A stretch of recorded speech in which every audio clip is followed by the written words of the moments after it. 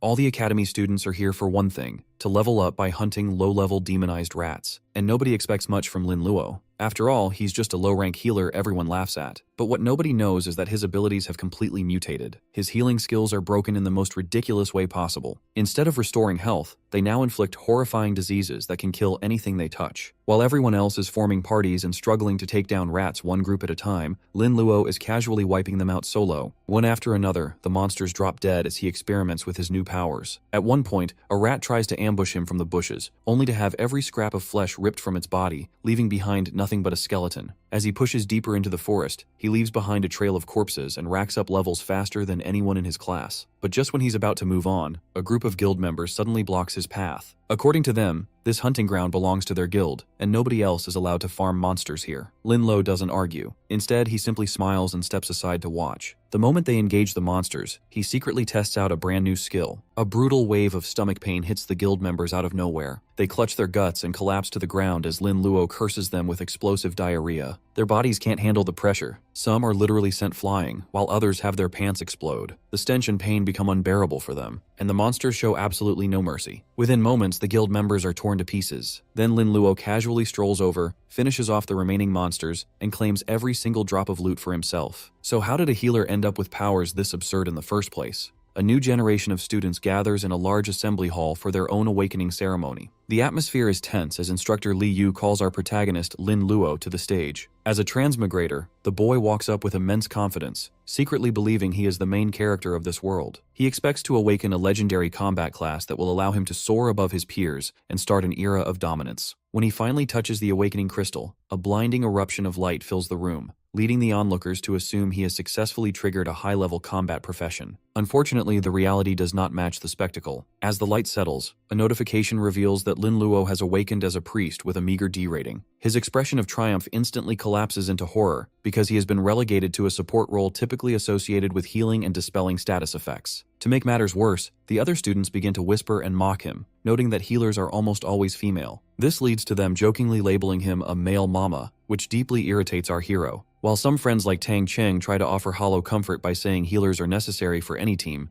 others continue to tease him. This backfire causes Lin Luo to snap, warning his classmates with a terrifying grin that if they ever need his help, he might just let them bleed out. This threat quickly silences the crowd, as they realize offending a doctor is a dangerous move. Despite the tension, Lin Luo tries to maintain some dignity by insisting that if they must give him a nickname, Milk Dad sounds slightly better than the alternative. Comparing himself to others, our boy feels the weight of his low D rank, especially when Tang Cheng is revealed to be a C rank rock knight. The situation shifts again when a massive pillar of blue light erupts, announcing the awakening of the school flower, Lian Yining. She becomes a Spirit Frost maiden with an elite A rating, immediately making her a top candidate for the country's best universities. Watching her walk away in a flurry of snowflakes, the young priest can't help but feel the gap between their fates. However, everything changes when Lin Luo opens his private status panel. To his absolute shock, his basic healing skill has mutated into something called Skin Bursting Technique. Instead of mending flesh, this skill is designed to instantly tear the target's skin apart, while ignoring a massive portion of their defense. Realizing that his magic has inverted from life-saving to life-ending, he begins to suspect that he has the unique ability to mutate any skill he learns. Because he is secretly from a wealthy background, Lin Luo doesn't waste a second and immediately uses his phone to order new skill scrolls. He briefly mentions his mother, a sailor currently working in the distant Starry Sea, before sprinting home as soon as the ceremony ends. He is so focused on his potential that he barely notices Lian Yining watching him leave with concern. Once he is safely inside his home that night, he receives his delivery and begins learning two standard priest abilities, Recovery Art and Cleanse Art. As he channels his energy, the scrolls dissolve and trigger the mutation process once again. The healing spells transform into Blood Fever Technique, which induces a debilitating fever in targets, and Enhanced Pain Technique, which doubles any agony the victim feels. Lin Luo smirks as he looks at his new arsenal, realizing that with these dark mutations, no one will ever mistake him for a harmless medic again. Just then, a notification pulls him back to reality, as he is added to a pre-exam group chat by Instructor Li Yu. The teacher informs the class that they have 10 days to prepare for their final trial. Looking toward the future, our protagonist stands with a newfound sense of power, ready to show his classmates exactly what happens to those who are forced to endure his version of healing. The next day, Lian Yining stands by a school basketball court with a brown-haired friend who notices her sadness and asks if she is worried about Lin Luo. Our heroine quickly denies it, looking away in a conflicted huff, but her friend isn't buying the act. The brown-haired student warns her that things have changed since the ceremony, as an A-level professional like Lian Yining is destined for a top university, while someone like Lin Luo simply lacks the qualifications. She urges the school flower to express her feelings now before the distance between them becomes permanent. This emotional moment is interrupted by a yellow-haired student named Yang Haoran, who approaches with a basketball to congratulate Lian Yining on her high rank. This guy is a magic swordsman and a persistent suitor, but Lian Yining immediately shuts him down. She insists he use her full name and tells him that her future plans are none of his business before walking away. Due to this public rejection, Yang Haran's expression twists into a sinister scowl. He thinks to himself that she shouldn't act so noble when she is secretly writing love letters to a D-level priest. He decides to be merciless in the future as he licks his lips with a menacing gaze. Meanwhile, the scene shifts to the Demon Rat Plains, a low-level hunting ground northwest of town. Lin Luo arrives dressed in white and gold priest robes, figuring the location is convenient for testing his mutated skills and leveling up. At the entrance, several armored professionals are shouting for elite teammates to clear the area, but our protagonist ignores the recruitment calls. A red-haired woman named Sister Ching approaches him kindly, offering to protect him since he looks like a fresh rookie. Lin Luo calmly declines and walks past her, preferring to work alone. While her armored companion mocks the boy as another arrogant rookie who will likely end up dead, Sister Ching notes that the young priest has a rare level of composure and confidence in his eyes. She eventually drops the subject because her team has found the coordinates for a special monster and needs to move out. Deep in the plains, other professional teams are struggling against the giant rats, finding their attack power surprisingly high. Lin Luo watches a lone rat from behind a tree and notes that its attributes explain why most people choose to form teams. He points his staff and activates his mutation, causing a black explosion of energy that shreds the creature instantly. Given that he killed a level 2 monster so easily, he realizes his mutated pre-skills are terrifyingly efficient. He tests his blood fever technique on another rat, watching it tremble and die from continuous internal damage. This solo hunting provides a massive amount of experience, causing a levels up.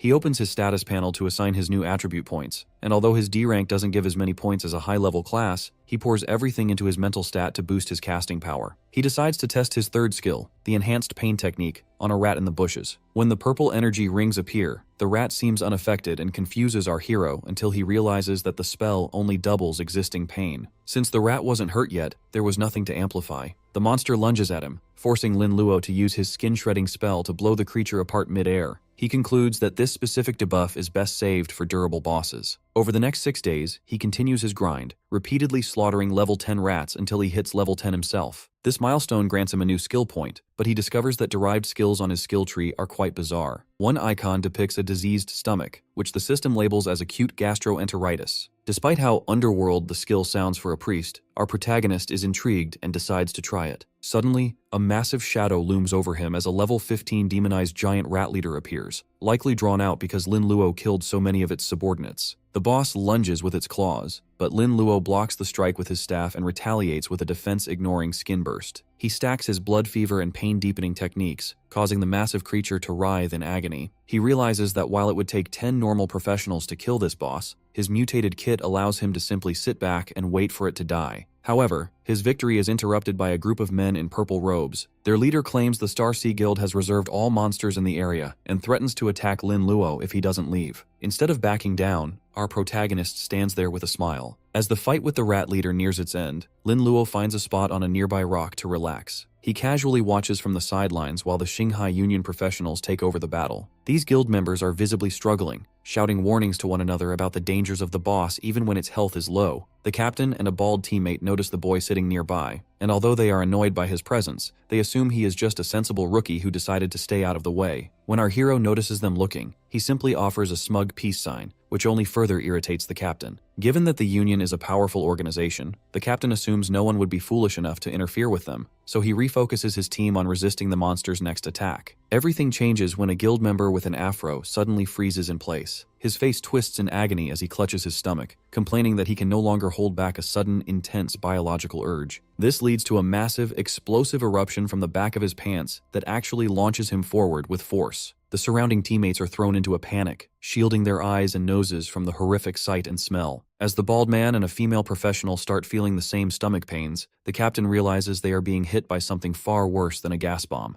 Due to the fact he is distracted by the overwhelming stench and the chaos of his team, the captain loses his focus, allowing the rat boss to lunge at him. Lin Luo remains unfazed, watching the scene while listening to music through earbuds. He stands up as his weapon begins to glow with a dark purple aura, chuckling at the idea of everyone unleashing their symptoms at once. Now that the captain has collapsed to the ground in pale-faced agony, feeling as though his insides are about to explode, our protagonist decides it is time to end the farce. He unleashes a massive red and black energy blast that represents his mutated skin-bursting and pain-deepening techniques. The explosion consumes both the rat boss and the guild members, leaving the battlefield silent. As the smoke clears, our boy walks through the carnage to claim his rewards. He notes that he is the one who ultimately benefited from letting others do the hard work. Since he secured the kill, he reaches level 11 and receives a boost to his attributes. He searches the loot orbs and finds rare materials alongside a black and red skill book. He suspects the rare drop happened because he fought the boss solo, which usually increases the odds of finding high-level items. Among the loot is a magic moon's eyes ring, which he immediately puts on since its passive ability to recover mental energy is perfect for a caster. After testing the ring, he turns his attention to the new skill book titled Virus Transmission. He realizes that while his equipment skills don't mutate, his active spells certainly do. As he learns the new ability, it transforms into a terrifying power called Black Death Outbreak. He reflects on how the historical plague killed millions, and he realizes that even at level 1, this mutated skill could rival a forbidden curse when paired with his pain amplification. He feels a surge of ambition, imagining the lethal plague areas he can now create. Just as he prepares to pack up his materials, the air in front of him begins to crack with jagged red energy. A massive portal shaped like a door manifests in the forest, signaling the birth of a new secret realm called the Scarlet Altar. Lin Luo recognizes this as a high-stakes opportunity that is much more rewarding and dangerous than a standard dungeon. Because the realm will disappear once completed or closed, he knows he has to act fast. He sees that it is a difficulty level challenge for those between level 10 and 15. Although he knows it might be dangerous to enter alone, he decides that seeking wealth requires taking risks and steps into the red portal. Meanwhile, Sister Ching and her team of high-level professionals arrive at the same spot. They are celebrating a successful mission, but they stop in their tracks when they see the portal. While the men are disappointed that they are too high-level to enter, they suggest selling the coordinates on the black market for millions. Sister Ching has a different plan,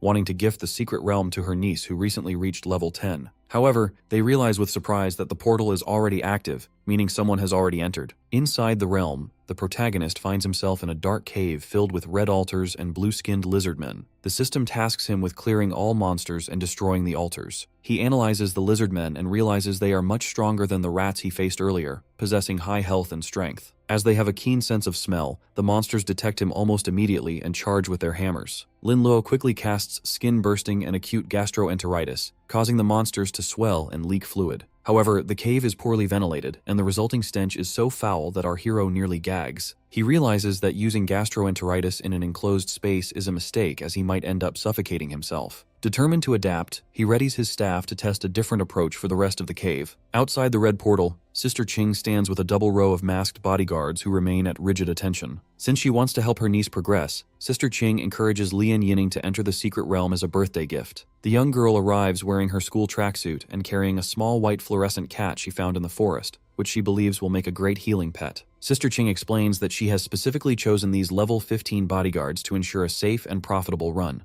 Although Lian Yining would prefer to pick her own teammates, she finds it difficult to refuse her aunt's kindness and prepares to enter. Unfortunately, the plan hits an immediate snag. As the masked guards vow to protect the girl with their lives, Lian Yining leaps toward the portal only to be violently repelled by a barrier. One of the guards checks the gate and realizes that someone else has already entered the secret realm, locking everyone else out. Sister Ching is visibly annoyed by this development, assuming some reckless rookie must have wandered in by accident. While she expects the intruder to die quickly so that they can take over, Lian Yining looks back in shock, wondering exactly who managed to beat them to it. Deep inside the cave, the intruder is revealed to be Lin Luo, who has just finished dispatching a level 15 demonized lizard. Because the monster is a high-level secret realm inhabitant, it provides massive experience points that immediately push our hero to level 12. He reflects on his new Black Death skill, noting that while it might be less effective in wide-open spaces where monsters are scattered, this enclosed cave is the perfect environment for a biological disaster. The poor ventilation and high density of lizardmen mean he can turn the entire cavern into a massive infection zone. Since he cannot risk a direct confrontation with dozens of lizardmen at once, he decides he needs a pathogen to spread his virus. He spots an elite white-skinned lizard carrying heavy chains and identifies it as the perfect target because of its high physical defense but low magical resistance. Lin Luo casts his Black Death Outbreak on the creature, causing dark veins to bulge across its muscles. As the infected elite returns to its patrol, its confused subordinates gather around,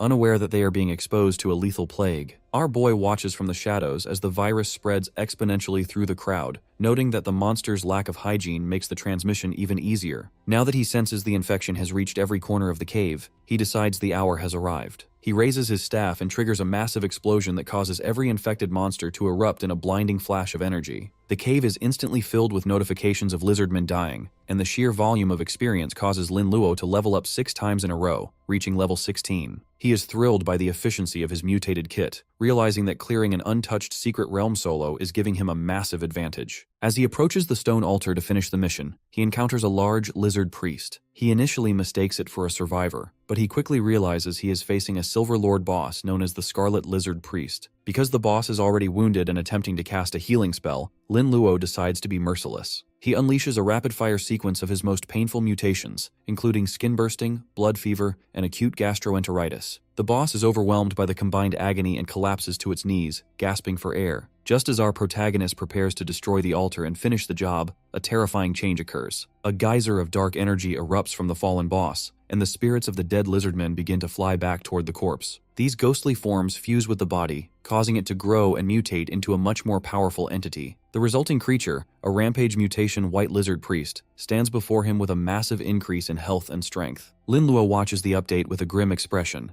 realizing that the final trial of the Scarlet Altar has only just begun. He stands exhausted at the base of the altar as the white-skinned rampage mutation white lizard priest towers over him. Since the boss is a hybrid of a melee fighter and a mage with overwhelming attributes, Lin Luo realizes he is in a dire situation. This crisis is made worse by the fact that he has completely drained his energy and cannot cast any skills. The mutated priest lets out a guttural roar and lunges forward with malice. Luckily, our hero manages to dodge the massive claws, which allows him just enough time to reach into his bag for a blue mana potion. He knows that without restoring his magic powers, he has no hope of winning this fight. The boss does not give him any breathing room and immediately initiates a high-speed charge. This sudden maneuver knocks Lin Luo back before he can finish his drink. As he only managed to take a small sip, he remains frustrated and struggling to stay upright. The lizard priest then raises its staff to activate a blood entanglement skill which surrounds our hero in ribbons of red energy. Gritting his teeth, the young priest focuses his remaining power into his wooden staff and unleashes a wave of dark purple energy. Although the boss jumps into the air to dodge the attack, Lin Luo is actually relieved. The boss was never his true target, and the distraction finally gives him the window he needs to finish his mana potion. As the dark energy settles into the piles of lizardmen corpses scattered around the room, the ground begins to rumble. Lin Luo stands tall with his mana fully replenished even though his health is dangerously low. The boss appears confused that a human could recover so quickly, but Lin Luo explains that his real strategy involved the environment. He reveals that while they were fighting, he was actually infecting all the nearby corpses with his virus. With these bodies now concentrated with lethal energy, he decides to use all of his remaining mana for a final devastating move. He triggers a massive skin explosion that consumes the center of the cavern in crimson energy. No matter how powerful the mutant boss is, it cannot withstand the viral pressure of the infected flesh and blood raining down on it. The explosion destroys the balance in the creature's body and kills it instantly. Notifications flood our hero's vision, confirming the kill and granting him a massive jump to level 20 along with several attribute and skill points. Surveying the glowing loot, he is pleased to find a gold-level Crimson Fury staff and a meteor hammer. While the hammer is useless to him, the staff provides a major boost to his spirit and critical hit chance, making it a perfect fit for his build. Opening his skill tree, he discovers a bizarre new ability called Alzheimer's Technique, which causes targets to forget their own skills or become stuck in time. Despite finding the name ridiculous, he learns it along with an influenza virus skill to round out his arsenal. Given that there is still a massive amount of monster material scattered around, he uses a newly unlocked summoning skill to call forth 2 spectral lizardmen warriors. He puts these summons to work as manual laborers to gather all the loot for him to sell later. Before leaving, he notices a rare demonized rune floating above the altar. He realizes this upgradable item is likely the greatest reward of the entire secret realm. As he grabs the rune, a final completion banner appears and grants him a perfect pass reward.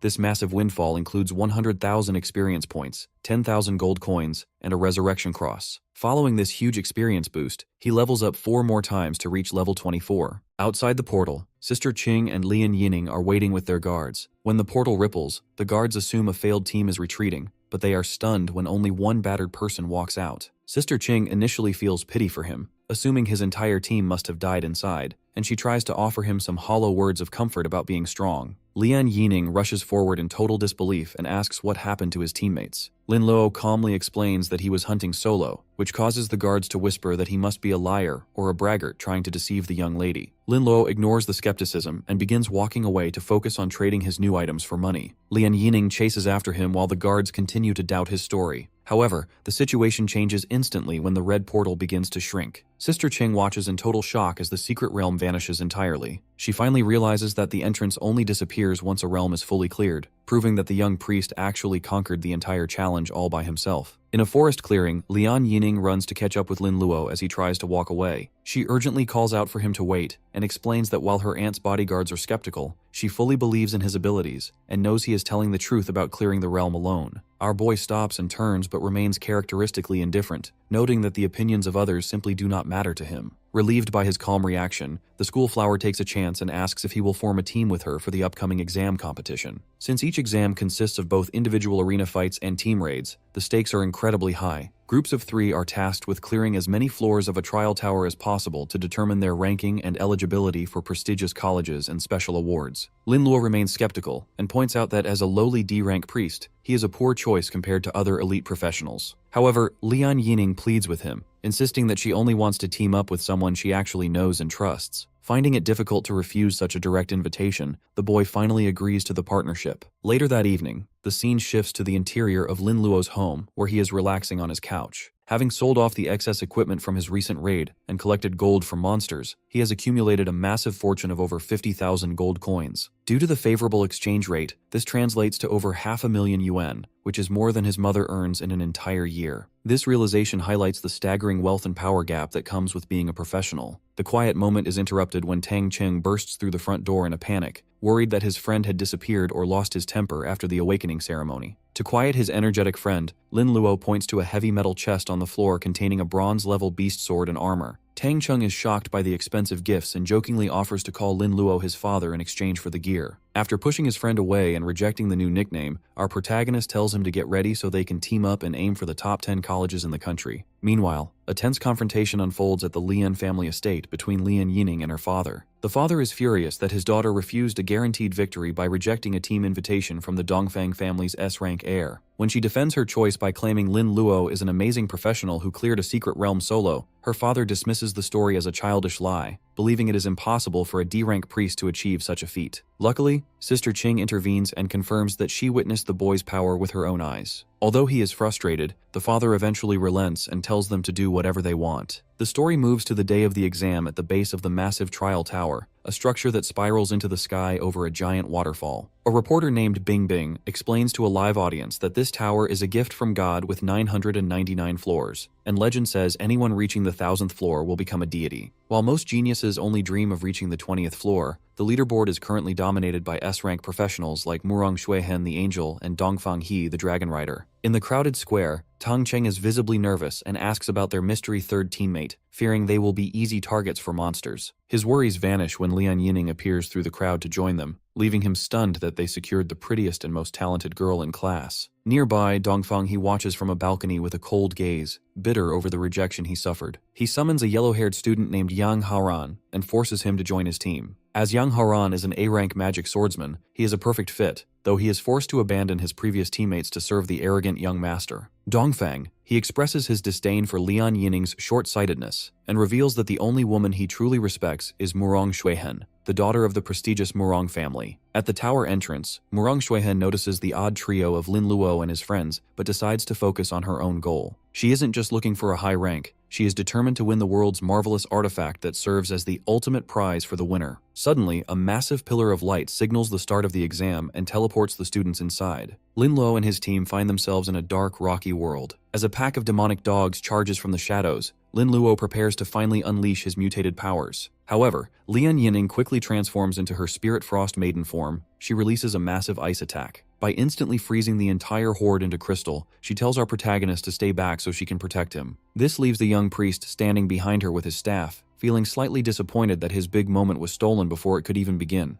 The massive, spiraling Tower of Trials dominates the horizon, its jagged floors beginning to glow with yellow light as the examination gets underway. Inside a control room, instructors observe the holographic progress, noting that candidates are pushing themselves to make an impression, as their final results depend on how many floors they can clear within a 12-hour limit. A stone ledge marked with a flag for the 7th floor indicates that some teams are moving at an incredible pace. Observers note that the top spots are currently held by elite students like Dongfang He and Murong Shuihen, but they are shocked to see Lian Yining's team holding the 3rd place position. While the white-haired ice professional stands ready for battle, the camera reveals Lin Luo sitting lazily against a rock in the background. This sight leads the onlookers to label him a loser, assuming he is simply riding the coattails of his hard-working teammates. Lin Luo looks up at the exhausted Lian Yining and casually mentions that since he is a priest without healing skills, he can only offer her health potions. He dismisses the current level of monsters as being unworthy of his personal intervention, which causes the girl to tell him to stay back and stay protected. The instructors watching the feed identify her as the daughter of the prestigious Lian family and an A-rank hidden professional. They express jealousy that a boy like Lin Luo and a C-level knight like Tang Cheng are being carried by such a talented girl. They predict that even though her strength has brought them to the 10th floor, she will soon reach her limit on account of her 2 dead-weight companions. Meanwhile, Sister Ching sips tea and scoffs at the observer's comments, knowing that the boy who cleared a secret realm solo is far from a waste. She secretly hopes her niece will be brave enough to pursue her feelings for him. 3 hours later, the facility courtyard is filled with wounded students on stretchers, screaming for medical help. As the difficulty of the tower increases, more candidates are being injured or killed by the strengthening monsters. With the monsters on the higher floors being so powerful that they destroy recording equipment, there is no footage available past the 15th floor. This lack of surveillance also helps keep the candidates' ultimate trump cards secret for the individual competitions. The observers notice that Lian Yining's team has now dropped to 37th place, confirming their suspicions that she couldn't maintain a high rank while carrying 2 losers. On the 19th floor, the environment is a jagged landscape of ice where Lian Yining and Tang Cheng are leaning against the shards, panting with heavy exhaustion. The girl fears she has reached her limit, while Tang Cheng praises her for single-handedly carrying the team to such a terrifyingly high floor. At this point, the perfectly clean and calm Lin Luo walks past them toward the center of the field, announcing that he is taking the lead. Tang Cheng is confused by this shift in leadership,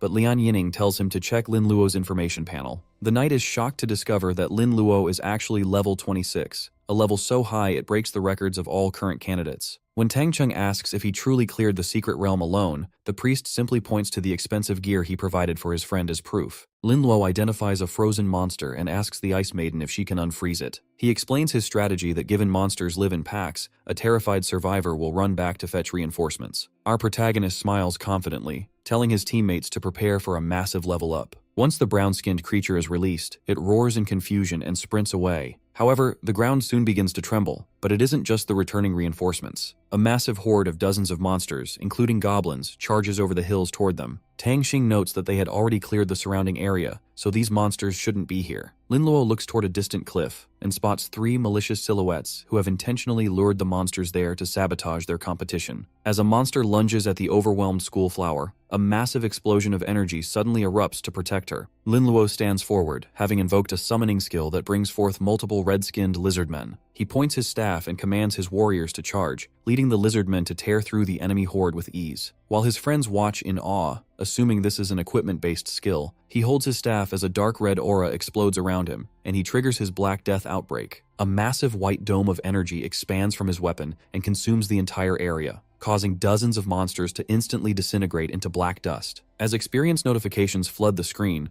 Lian Yining and Tang Cheng are left standing in a quiet, empty battlefield. Tang Cheng realizes his friend was right about simply waiting for the level up. However, Lin Luo is not yet satisfied. He forms a ball of energy in his hand and slams it down, calling forth an energy that covers the entire mountain range to ensure the death of every remaining creature on the floor. The aftermath of Lin Luo's intervention is visible as piles of bear goblin corpses disintegrate into trails of green energy. Due to this massive slaughter, a system notification confirms that the team has slain the level 20 monsters and harvested a significant amount of experience points. Tang Cheng watches the surging numbers with wide, stunned eyes, barely able to process the speed of their growth. This display of power prompts a puzzled Lian Yining to ask our protagonist if he possesses a wide-range poison skill. as the devastation is absolute. Lin Luo calmly clarifies that his ability is actually contagious, which catches her attention. The Spirit Frost Maiden analyzes the situation and notes that since bear goblins are naturally resistant to toxins, the skill must be something far more potent than simple poison. Lin Luo praises her intelligence and confirms that he is using a disease-based skill rather than a chemical one. He explains that his mutation allows him to plant a virus that infects a target's cells almost instantly. As the virus spreads from one host to another, every fallen goblin now carries billions of pathogens. He notes that due to the sheer number of infected monsters, the viral load has reached a tipping point where the quantity has triggered a quality change. As a result, a dense green cloud of viral miasma has expanded to surround the entire floor of the tower. This horrific revelation causes Tang Cheng to sweat profusely, fearing the virus might consume him as well. Luckily, Lin Luo offers a playful reassurance that he is actively controlling the spread to protect his allies. However, his expression turns cold as he realizes that those who are not on his side will not be so fortunate. The scene shifts to the three saboteurs who are running through a different section of the tower, laughing about how Lin Luo's team has likely been eaten alive. The group leader urges his teammates to move faster, estimating they will reach the next floor in 10 minutes. Their arrogance vanishes when the environment suddenly darkens, leaving them confused by what looks like a sudden cloud cover. They look up in pure terror as a massive black shadow descends from the sky and crashes through the trees toward them. The black miasma quickly envelops the trio, causing them to cough violently as they struggle to breathe.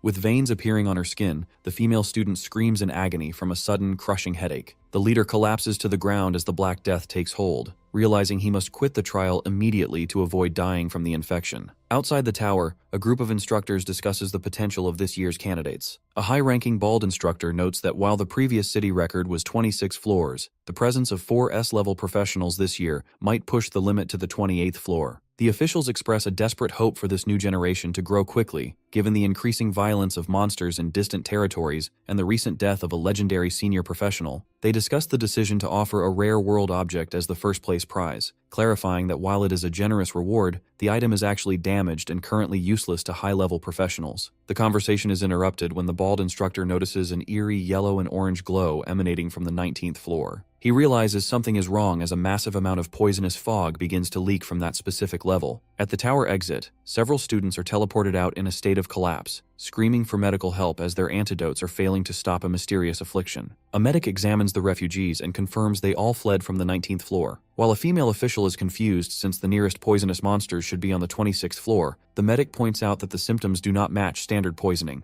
Instead, the status bars show that the candidates are suffering from a viral illness. One of the instructors identifies the dark spots on the victims and realizes with horror that a plague has broken out. As the only monster capable of spreading such a disease is usually found on the 50th floor, the instructor begins to suspect that this chaos is actually Lin Luo's doing. Despite the gravity of the situation, the instructors find a silver lining in the fact that many elite candidates, especially the S ranks, have already moved past the 19th floor and are safe from the outbreak. On the 26th floor, Dong Fenghe's team moves through a graveyard of insect monsters protected by a barrier. Yang Haoran praises the young master for his family's intelligence network, which allowed them to bring special items to nullify the local threats. Dongfang, he remains determined to break the record by reaching the 28th floor, though he acknowledges that rivals like Murong Xuehen are likely keeping pace with him. He looks toward the distance with a sense of pity, assuming his victory is already guaranteed. Meanwhile, Murong Xuehen's team is struggling on a different floor as they are swarmed by hundreds of rocky monsters that seem to be specifically targeting them. While her teammates panic at the overwhelming numbers, a teammate named Sister May pretends to be exhausted to lure the others into a false sense of security. The Spirit Angel steps forward to become the main damage dealer, thanking her friend for helping her preserve her strength. Suddenly, Sister May reveals her betrayal by confessing that she smeared their bodies with a special honey that attracts aggressive monsters. Murong Xuehen and her male teammate are frozen in disbelief, asking why she would do such a thing. Sister May's face twists with jealousy and rage as she rants about how Murong was born with everything, from beauty to an S-level profession. She reveals that she made a secret deal with Dong Fenghe, who promised to marry her into his prestigious family if she helped him win the championship. She begs Murong to sacrifice herself for the sake of their friendship,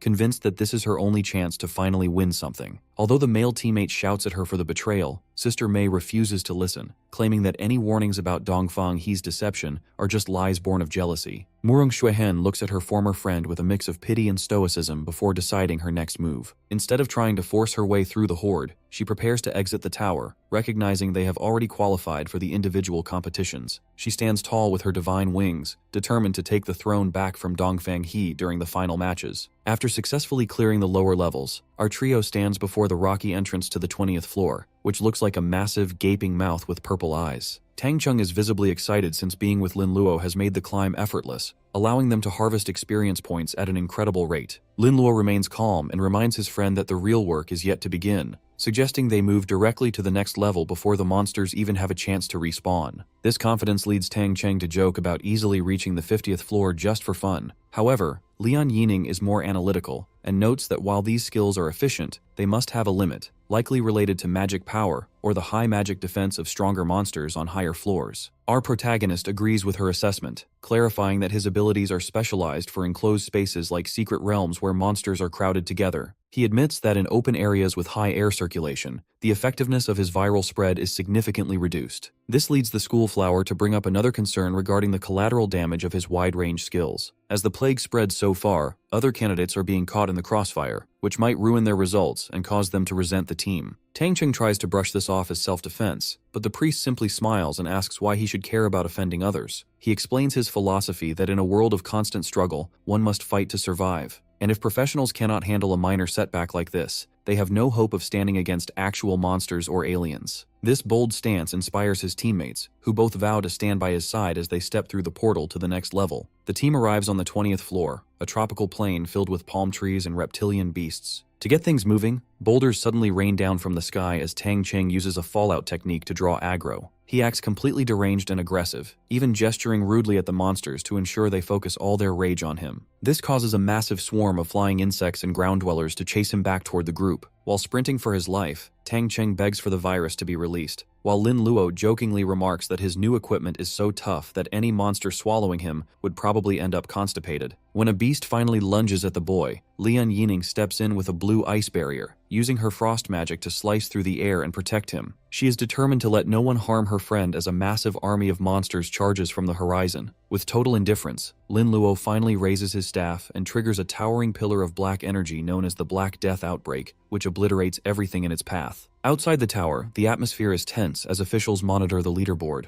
They note that Dongfang He and a swordsman named Chen Feng An have reached the 27th floor, breaking the city's previous records. While they celebrate the rise of these geniuses, they are disappointed that Murong Xuehen stopped at the 26th floor. Some instructors wonder if she had an accident, but others believe setbacks are necessary for a true genius to grow, comparing the situation to legendary figures who rose from commoner backgrounds despite being attacked by jealous rivals. This discussion is cut short when a panicked guard arrives to report that a mysterious poisonous cloud has appeared on the 19th floor and is rapidly spreading upward. In just 4 hours, the miasma has consumed everything up to the 24th floor, affecting over 3,000 candidates and leaving fewer than 100 elite students active in the upper levels. The officials suspect this isn't a natural boss, but a man-made disaster caused by a group of traitors known as the Fallen, who worship alien demon gods and live only to cause destruction. They fear these cultists are targeting the S-class professionals, but given the tower is blocked during exams, they can only hope the students are strong enough to fight back. Back inside on the 26th floor, the team emerges from a blue portal after another successful hunt. Tang Cheng is ecstatic at having reached level 20 in record time, while Lian Yining has hit level 25. When they ask about his progress, Lin Luo reveals he has reached level 30, which has unlocked 4 new skills. He is momentarily stunned by the bizarre nature of his new arsenal, which includes reproductive excitation, genital warts, gonorrhea spread, and syphilis outbreak. Although he wonders if he can change these cruel mutations back to normal skills, he ultimately smirks with a perverted joy and decides to learn every single one of them. This dark expression worries his friends, and though Lian Yining asks what he learned, he tells her it is better if she doesn't know. To change the subject, she mentions that reaching level 30 means he can perform his second job transfer. Our boy realizes he doesn't have to wait as he already possesses a hidden job transfer book from his previous secret realm. He activates the item, causing a red ritual circle to manifest behind him. 2 unique hidden options appear in the air before him, forcing him to choose between becoming an S-rank evil doctor or a Dark Lord.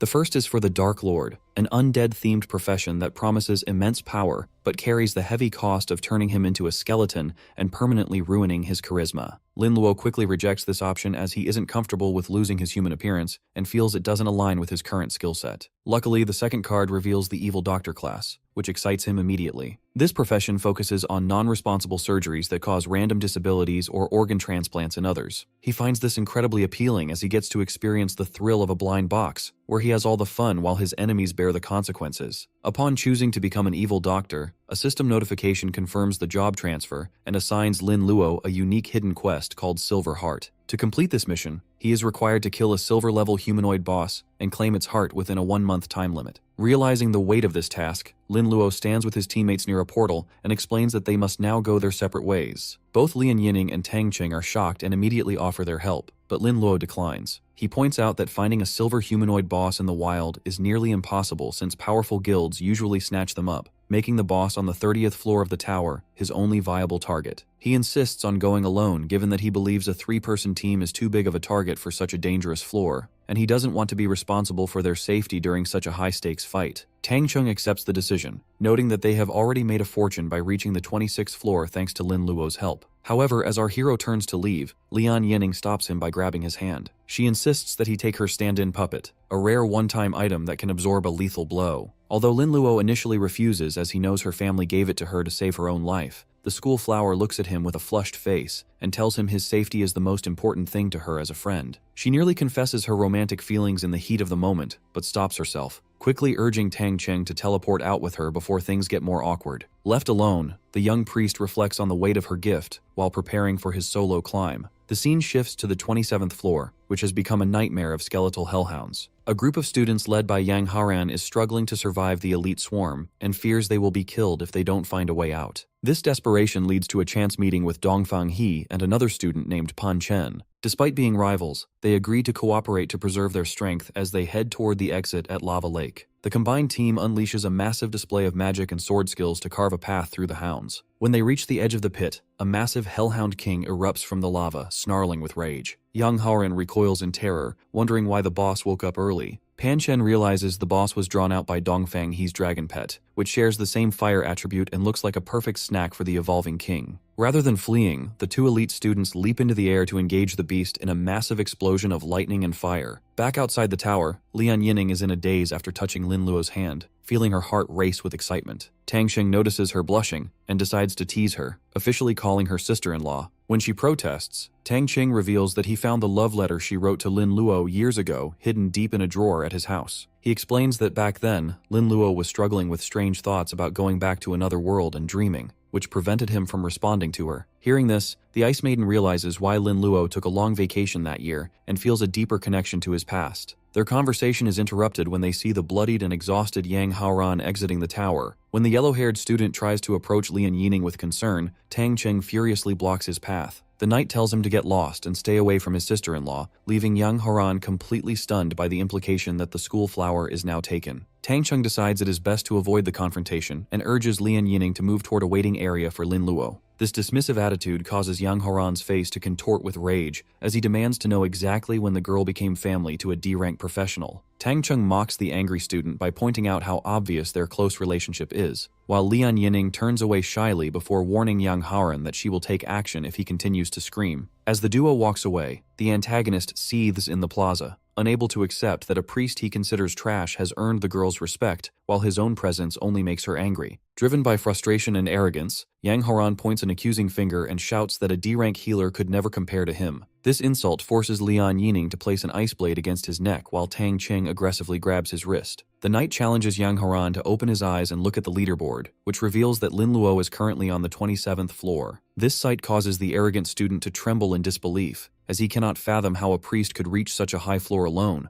let alone carry a team to the 26th. The surrounding crowd of students begins to whisper in shock, questioning how a support class could possibly compete with S-rank professionals. While some suspect cheating, others wonder if the priest was actually the one providing the strength for the team. This public disturbance draws the attention of the city guard, who approach Yang Haoran and inform him that the deputy city guard requires his presence. Soon after, the boy finds himself standing nervously in a grand pagoda hall before powerful elders and city officials. Although he is intimidated by these high-ranking figures, he listens as an official asks if he encountered any abnormalities, like a poisonous fog, during his retreat from the tower. Yang Haoran explains that he did not see any fog, but he does report that the Hellhound King woke up early and was injured by his team before escaping. The officials analyzed this report and realized that the Dongfang He team never encountered a virus, which suggests the Black Death was not a natural part of the tower. They begin to suspect the plague was brought in by a candidate or a member of the fallen cult. The discussion is interrupted when a masked guard rushes in to report that the virus has stopped spreading at the 26th floor. She further reveals that a new candidate named Lin Luo has reached the 27th floor. The news that a D-rank priest has achieved this feat leaves the council in total shock, as they believe such a climb is impossible for a healer without a powerful guide. Since they know Lin Luo was teamed with the Lian family's daughter, the officials initially assume she carried him, but they quickly realize even an A-rank student couldn't reach the 27th floor under these conditions. Yang Haran interrupts the meeting with a jealous outburst, insisting that Lin Luo is a cheater who should be punished for his impossible progress. One of the older officials remains calm, noting that while special items can help against monsters, they aren't enough to explain such a massive achievement. The council decides it is too early to label the boy a cultist, but they agree that a careful investigation into Lin Luo's background is necessary. Meanwhile, the scene shifts to the private quarters of Sister Qing, where she has summoned her niece for a private talk. The aunt winks and reveals that she has already deduced that the Black Death is actually one of Lin Luo's skills. She explains that since every candidate between the 19th and 25th floors was poisoned except for their team, and given the boy's history with secret realms, the culprit is obvious. Sister Qing warns a pale and shocked Lian Yining that once the chaos settles, people will eventually identify Lin Luo as the source of the plague. With many of the infected students belonging to powerful families who lost grades and rankings due to him, she predicts a massive revenge spree if the truth goes public. Lian Yining panics at the thought of her friend being targeted and asks for a way to protect him. Sister Qing points directly at her niece, explaining that she is the only one who can solve this problem. She outlines a plan that must be kept secret from the girl's father, whom she describes as a fool who would only interfere and stop them. Despite her embarrassment and a bright red face, the school flower clasps her hands to her chest with total resolve. She declares that she is willing to do whatever it takes to ensure Lin Luo's safety. The story shifts towards the main character. He stands on the 27th floor observing a pack of hellhounds behaving erratically due to his reproductive excitation skill. Lin Luo notes that the debuff is surprisingly effective at distracting the monsters,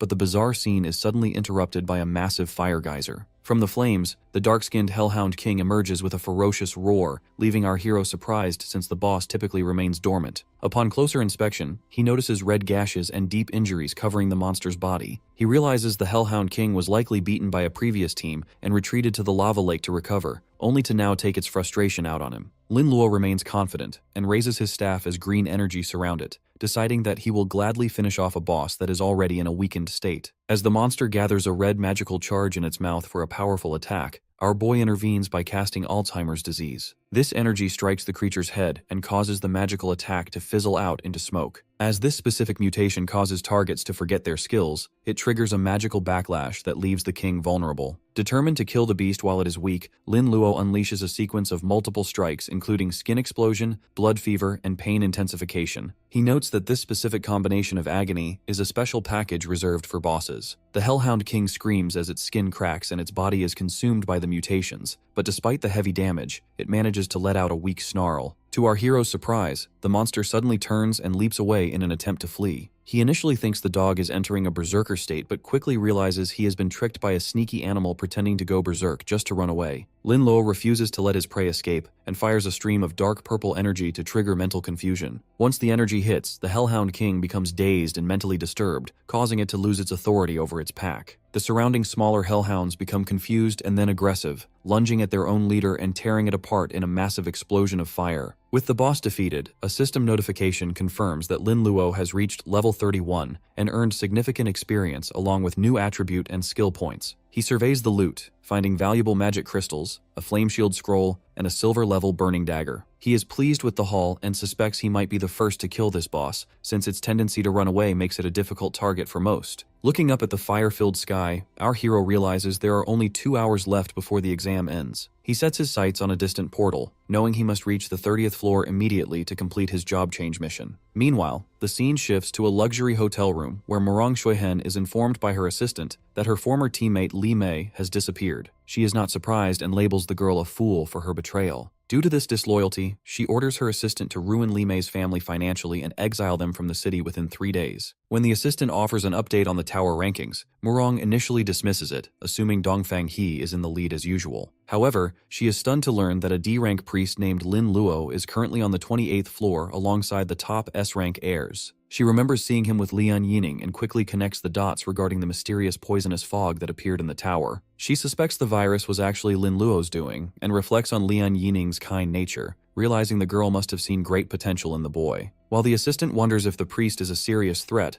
Murong Xuehen touches her chin with a playful smirk. She concludes that while a simple virus might have its limits, the idea of a D-rank priest having even more tricky skills actually makes her feel excited for the upcoming competition. Outside the Tower of Trials, a crowd of students watches the leaderboard in total disbelief. Since a lowly priest has reached the 28th floor solo, the onlookers assume he is cheating with high-level items provided by the prestigious Lian family. While Lian Yining tries to defend his honor, Tang Qing tells her it is useless to argue with people who simply cannot accept reality. Nearby, instructor Sister Qing realizes that at this rate, our protagonist might do more than just break the Binhai city record. He might actually surpass the students from the imperial capital and become a national champion. When a curious Lian Yining asks if the students from the capital are truly that strong, Sister Qing confirms that they are. She explains that while the local record was only 26 floors, the imperial capital once saw a student reach the 29th floor. This record holder was a famous necromancer named Zheng Meisen, who originally hailed from Binhai City. Unfortunately, a tragedy struck the Zheng family years ago, forcing the survivors to flee the city and become vassals for other clans. When Lian Yining notes that the name sounds familiar, Sister Qing quickly shuts down the topic, preferring to keep the past buried. The instructor then surprises the duo by mentioning that if our hero maintains his momentum, he could win the champion's reward known as a world wonder. Given that neither Tang Cheng nor Lian Yining had heard of this legendary prize, they are left in a state of shock. Their conversation is interrupted by instructor Li Yu, who approaches to congratulate the students on reaching the 26th floor. However, her tone quickly turns serious as she warns them to be careful. With their impossible progress, the education department, the city council, and several powerful families are all aggressively seeking information about them. Tang Chung gives a confident thumbs up,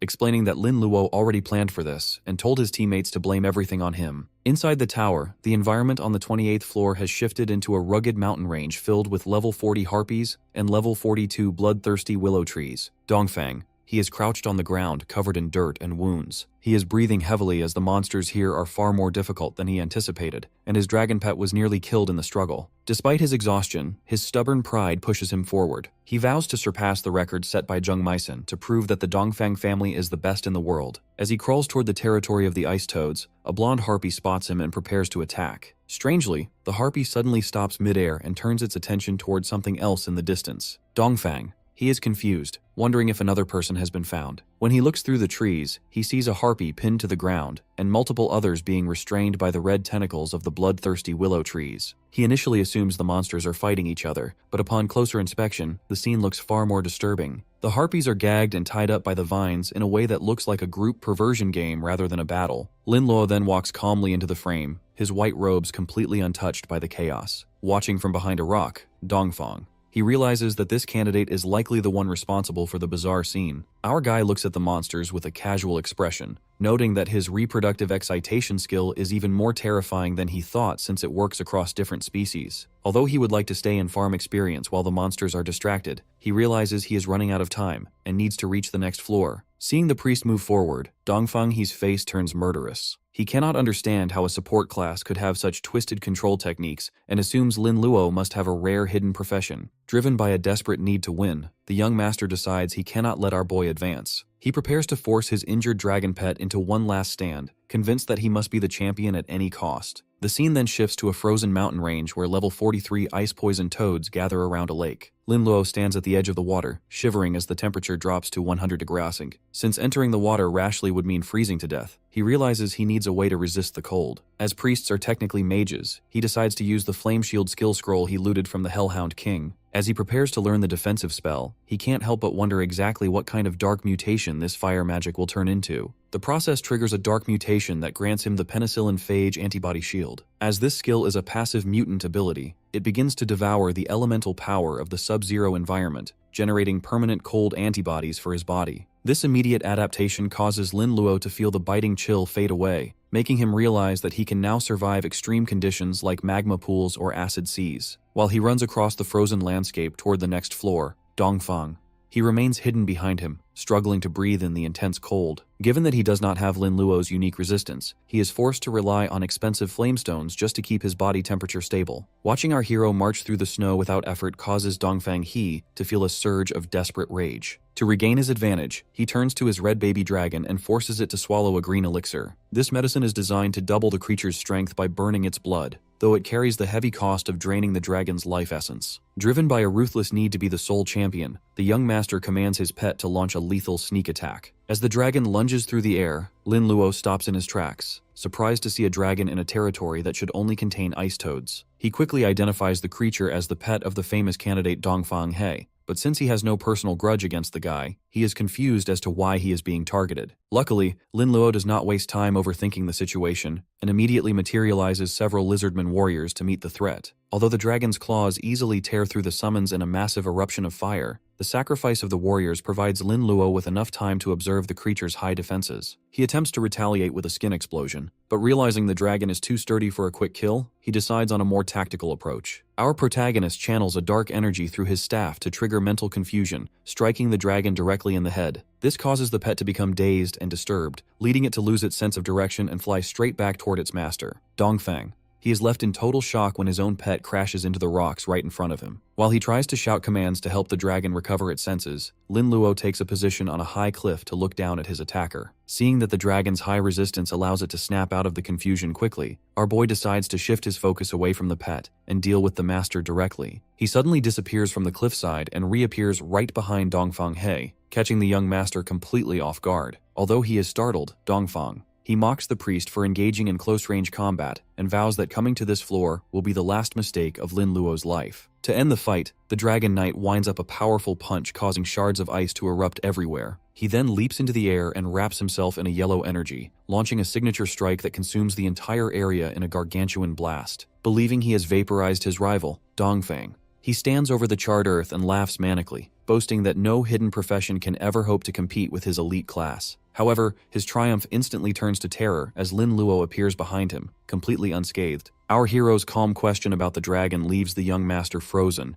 realizing his ultimate strike didn't leave a single scratch. Since his dragon pet lies defeated and motionless in the snow, Dongfang, he stands in a state of absolute horror, screaming in fury at the sight. Lin Luo looks down at the enraged dragon rider with a cold gaze. When the young master demands to know what was done to him, Lin Luo menacingly suggests that the boy might lose the ability to scream if his tongue were ripped out. Dongfang, he tries to maintain his pride by claiming the priest only took advantage of his previous injuries. He issues a final threat to tear him apart in the upcoming individual competition before activating emergency return to escape. Lin Luo watches him vanish, noting that it is embarrassing to act tough while fleeing. However, the priest reveals he has left a secret gift for the dragon cub, though he quickly refocuses as completing his job change is more important. Outside the tower, the reporter Bing Bing watches someone has left the tower and informs the public that only one candidate remains inside. The crowd of students in the plaza gathers around the leaderboard, whispering with hostile skepticism. Many refuse to believe a D-class priest could outlast a dragon rider, assuming Lin Luo is a cheater who will be eliminated next. Others express a deep desire for revenge as they were tortured by the Black Death Plague during their own trials. Their speculation is cut short when Dongfang He suddenly materializes in their midst, tattered and panting. The students are shocked to see the elite heir eliminated first,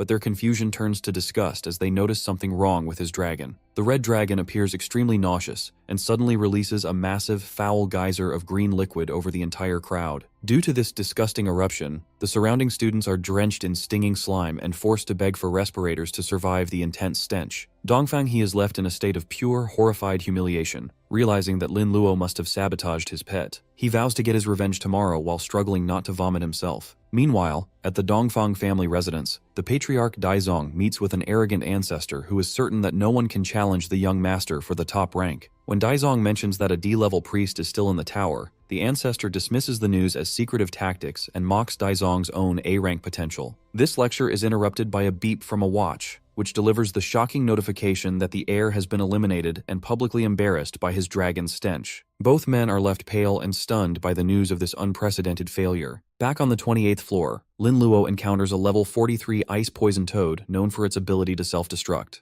He initiates the fight with a skin explosion, causing the creature to swell grotesquely. As the toad prepares to detonate and take the priest with it, Lin Luo calmly activates his Alzheimer's mutation. This causes the monster to forget its own skills, leading it to shrivel and die silently instead of exploding. Since he prevented the blast, Lin Luo is safe to collect the experience points and examine the loot orbs that materialize in the snow. He discovers a rare item called an ice poison bead, which claims to increase spirit power by 1 point when swallowed. This discovery makes him skeptical since most attribute-boosting treasures have a strict consumption limit to prevent professionals from scrubbing the tower clean. After a moment of logical deduction, he has an epiphany. He realizes that as the toads normally explode upon death, they destroy the beads in the process. High-level professionals usually ignore these lower floors, while low-level ones lack the specific control skills to stop the self-destruction. Realizing he has stumbled upon an unexplored treasure trove, Lin Luo decides that this opportunity is well worth the effort. Lin Luo delivers a massive skim explosion strike that shrivels an ice-poisoned toad into a blackened husk. Since he is perched on a high ledge, he is able to watch the carnage until a sudden blast of ice spikes tears through the air toward him. Luckily, the young priest anticipates the strike and moves just in time. The impact shatters the rock where he stood, sending debris flying. Once safe, he receives a notification for killing the level 43 monster. He realizes that while he gained significant experience, the creature dropped no materials. This confirms his theory that preventing the toads from self-destructing is the only way to harvest their valuable beads. Determined to move quickly, Lin Luo spots a valley filled with dozens of monsters. He leaps from an icy pillar into the swarm and unleashes waves of dark energy. As he strikes them down, the noise of the battle draws even more creatures to his position. He is pleased by this as it allows him to gather a large group for a more efficient slaughter. He holds out his hand to form a pulsing sphere of dark energy, while the surrounding corpses begin emitting a dark mist. As he prevented these toads from exploding, he is able to use their bodies as incubators for a massive load of the Black Death virus. As the air becomes saturated with pathogens, our hero triggers a Black Death outbreak. A wall of black smoke consumes the area, resulting in a flood of experience notifications that push him to level 36. Although he is exhausted by the energy required to kill such high-level monsters, his efforts are rewarded with nearly 250 ice poison beads. He immediately begins absorbing the treasures, watching as golden energy swirls around him. Since each bead increases his spirit energy, his mental power quickly doubles, making him feel refreshed and significantly stronger. This surge in power causes the demonic rune in his possession to activate. The item absorbs the surrounding energy and souls, unlocking new effects that boost his attributes and grant him the ability to transform into any creature he has killed. Most importantly, it now provides massive mana recovery, removing any future concerns about energy consumption. Just as he realizes the potential of this upgrade, a massive shadow falls over him. The Ice Poison Toad King emerges, a level 45 boss with lethal freezing abilities. Instead of fleeing, Lin Luo decides to test his new powers. Using the rune, he transforms into a small white squirrel to zip behind the confused boss, noting that this stealth capability is perfect for assassinations.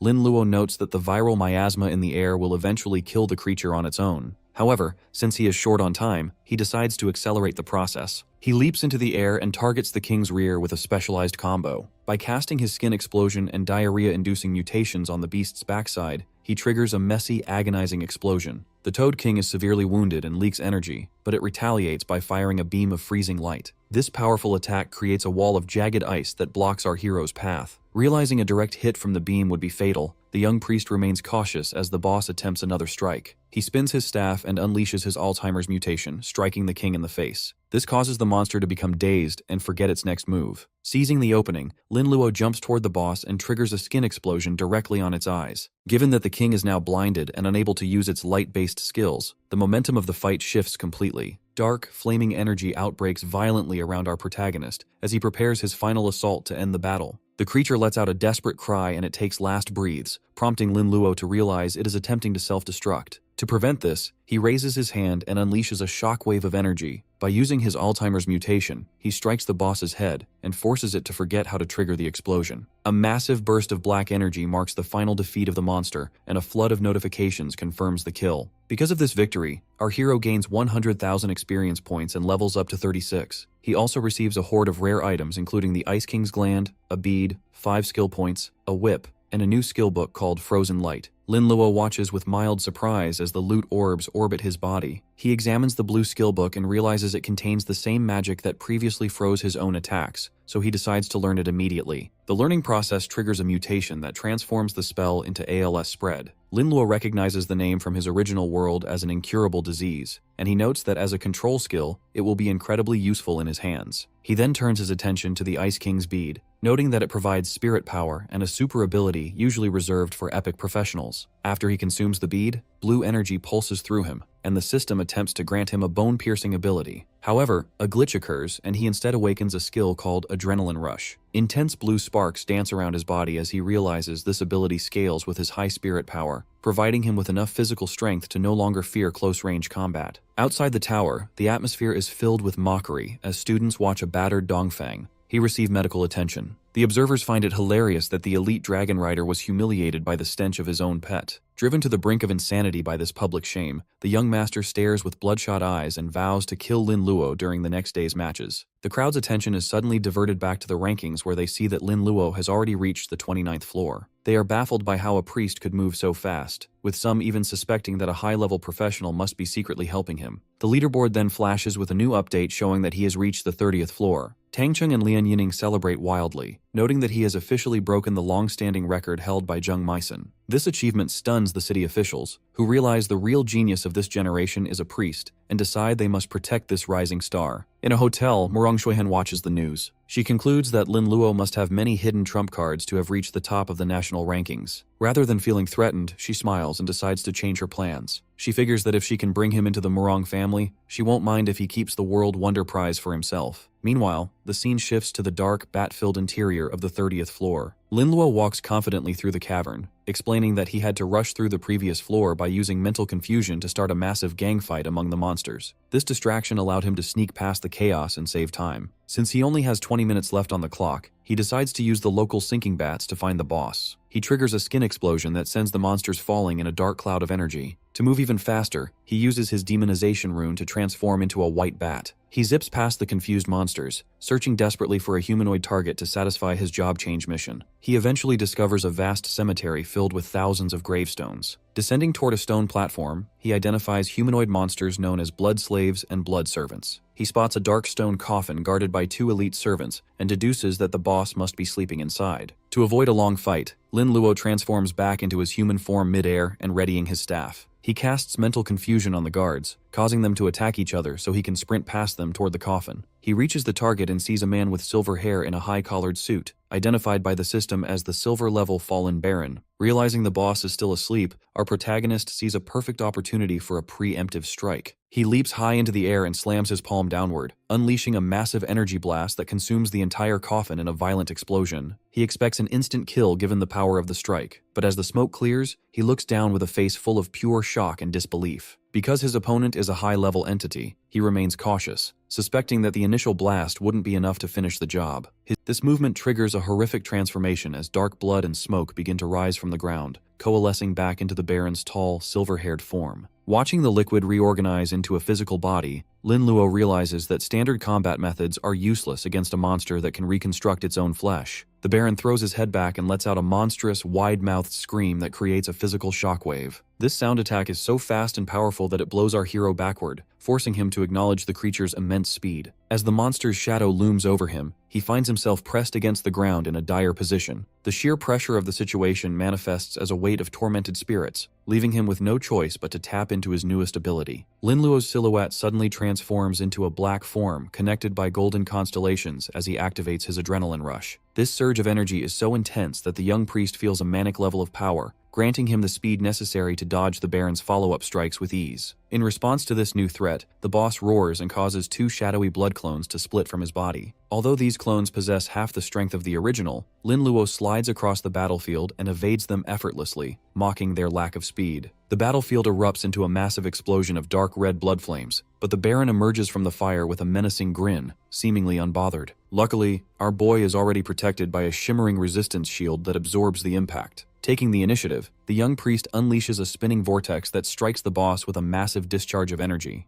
The boss struggles against the shadows, vibrating with energy as he tries to force his body back together. Lin Luo stands back to analyze the situation, realizing that as long as the Baron has access to blood, he can remain functionally invincible through regeneration. This problem leads him to look at the fluid-based bodies of the clones, giving him the idea to test a different approach. He summons a rain of crosses and needles known as the ALS spread. Instead of simple damage, these needles pierce the blood shadows and pin them to the rocks, causing the clones to shriek in agony. Our hero smiles as he notices the blood shadows turning into solid stone-like statues wherever the needles struck. He deduces that while the virus itself might not kill a vampire, the specific blood clotting symptom associated with the mutation is a perfect counter to a creature made of liquid. The Baron roars in a total fury, but Lin Luo simply fires another barrage of needles. To avoid being turned into a statue, the boss is forced to twist his body and sever his own arm before the clotting can spread. Lin Luo watches with a cold expression, acknowledging that the boss is smart enough to sacrifice a limb to survive. However, he remains unfazed and summons a massive ring of hundreds of needles to surround the area, wondering aloud how many more parts the Baron is willing to lose. To end the stalemate, a giant teal cross descends from the sky and traps the Baron inside. The young priest walks up to the captive boss and notes that while the Baron could normally turn into blood to escape, he has a counter for that as well. By pointing his staff at the cross, Lin Luo triggers a violent eruption of energy. He combines the blood fever and pain intensification mutations, aiming to burn the monster's blood away from the inside out to see if its immortality can survive being completely incinerated. A massive explosion signals the end of the fallen Baron, leaving Lin Luo standing before a collection of system notifications. Since he successfully defeated the high-level boss, he earns a massive 150,000 experience points and reaches level 40. This milestone grants him significant increases to his attributes along with 10 standard skill points and a rare gold skill point. He is left panting from the intensity of the struggle, noting that while his adrenaline ability provides excellent close combat power, the physical side effects are draining. As he recovers, he turns his attention to the floating rewards, specifically focusing on a precious gold skill point. He explains that these points are normally restricted to special quests or boss kills, and are the only way to push a skill past its level 7 limit. With survival being his primary concern, he decides to invest his points into his antibody shield. He spends 7 standard points to reach level 7, and then consumes his gold point to hit level 8. This upgrade triggers a special effect that manifests as a small winged creature known as a penicillin elf. This sentient companion not only enhances his defensive shield, but can also learn his mutation skills. Lin Luo is thrilled by this development, realizing the elf will serve as a powerful assistant. He names the little creature Green as they begin to walk through the cemetery. Next, he examines the rare drops from the Baron, which include a beating vampire core and a vial of essence. The core serves as a substitute heart and is necessary for his job transfer, while the essence is a transformation prop that can turn a human into a half-vampire. He reflects on how such items allow professionals to gain alien attributes and skills, though they come with permanent weaknesses to sunlight and fire. He decides to keep the essence for now, even though the drawbacks seem too high. He also acquires gold-level equipment called Blood Wings and the Eye of Vampire, which significantly boost his damage absorption and spell penetration. While handling his loot, his hand accidentally slips on a skill book titled First Embrace. Even though he does not meet the vampire bloodline requirements, his unique mutation ability overrides the system's limitations. As a result, the forbidden spell mutates into the T-virus infection. Our boy is paralyzed with shock, recognizing the virus from his previous life as a world-ending threat that turns organisms into zombies. He realizes that in a world full of high-level monsters and professionals, an uncontrolled outbreak could be catastrophic. As he currently lacks a way to control the infected, he decides this skill is far too dangerous to use and must be kept in reserve. With only 5 minutes left before the exam concludes, he uses the vampire core to complete his hidden mission. Intense energy surges into him as he officially changes his profession to the only hidden class of its kind, the Evil Doctor. This transformation grants him additional gold skill points and 2 unique items, non-responsible surgery and a specialized scalpel. He embraces his new identity, realizing that as a doctor who views life as a plaything, he is far removed from a traditional priest. Outside the tower, a crowd waits as the timer ticks down. While some students speculate that he might be trapped by high-level monsters, the reporter Bing Bing praises him as a hard-working role model for the city. This public flattery amuses Tang Cheng and Lian Yining, who know he rarely studies seriously. Meanwhile, several powerful organizations and families begin plotting to recruit or target him. A gray-haired man orders his subordinates to make contact first, even though they find no prestigious background in Lin Luo's files. At the same time, the deputy city guard learns that various families and angry candidates are planning to seek revenge for the plague he caused earlier. Given that the boy lacks a powerful family to protect him like the other geniuses, the official orders 2 elite guardians to ensure his safety against the fallen cult. Our hero finally emerges as Bing Bing announces him as the first-place winner, but his victory is immediately met with hostility. A group of students charges forward, screaming that he ruined their exam results with his virus and demanding a fight. This confrontation is cut short when Leon Yinning sprints through the mob at high speed. Before our boy can react, the school flower leaps onto him and pulls him into a passionate kiss. This sudden display of affection leaves the new evil doctor in a state of total shock as the crowd watches on in disbelief. Several boys in the crowd realize that this girl is a member of the prestigious Leon family, leading them to assume that Lin Luo has the backing of a powerful clan. This realization immediately changes the narrative, as the students believe his bold behavior in the tower was fueled by the support of such a high-level household. Luckily, the intervention serves its purpose, but the school flower looks somber and resolute as she finally breaks the kiss. She looks down with moist eyes and blushing cheeks, leaving Lin Luo standing in a mix of confusion and realization. Rather than staying to explain, she suddenly turns her back and tells him to go home and rest before jogging away toward the city. This leaves the boy stunned in the middle of the crowd, wondering exactly what just happened. As night falls over the gritty urban landscape of the city, Lin Luo and Tang Cheng walk together through a narrow, dim street. Tang Cheng is buzzing with excitement and asks our boy about the taste of the kiss, noting that the usually conservative goddess was surprisingly bold. Lin Luo remains grounded and explains that she only did that to protect him by creating a social shield to block the trouble from the angry crowd. Strangely, he senses a presence and looks upward toward the wires stretching above the street. His intuition is correct, as a man with spiky orange hair and red-tinted sunglasses is standing on a high-tension wire watching them. The man is impressed that a kid could detect him, but notes that such talent is not enough to save him. He reveals that he was sent by the head of the Lian family to deliver a harsh message, warning the young priest to stop dreaming of a relationship with the girl. He mockingly labels our boy a toad trying to eat swan meat,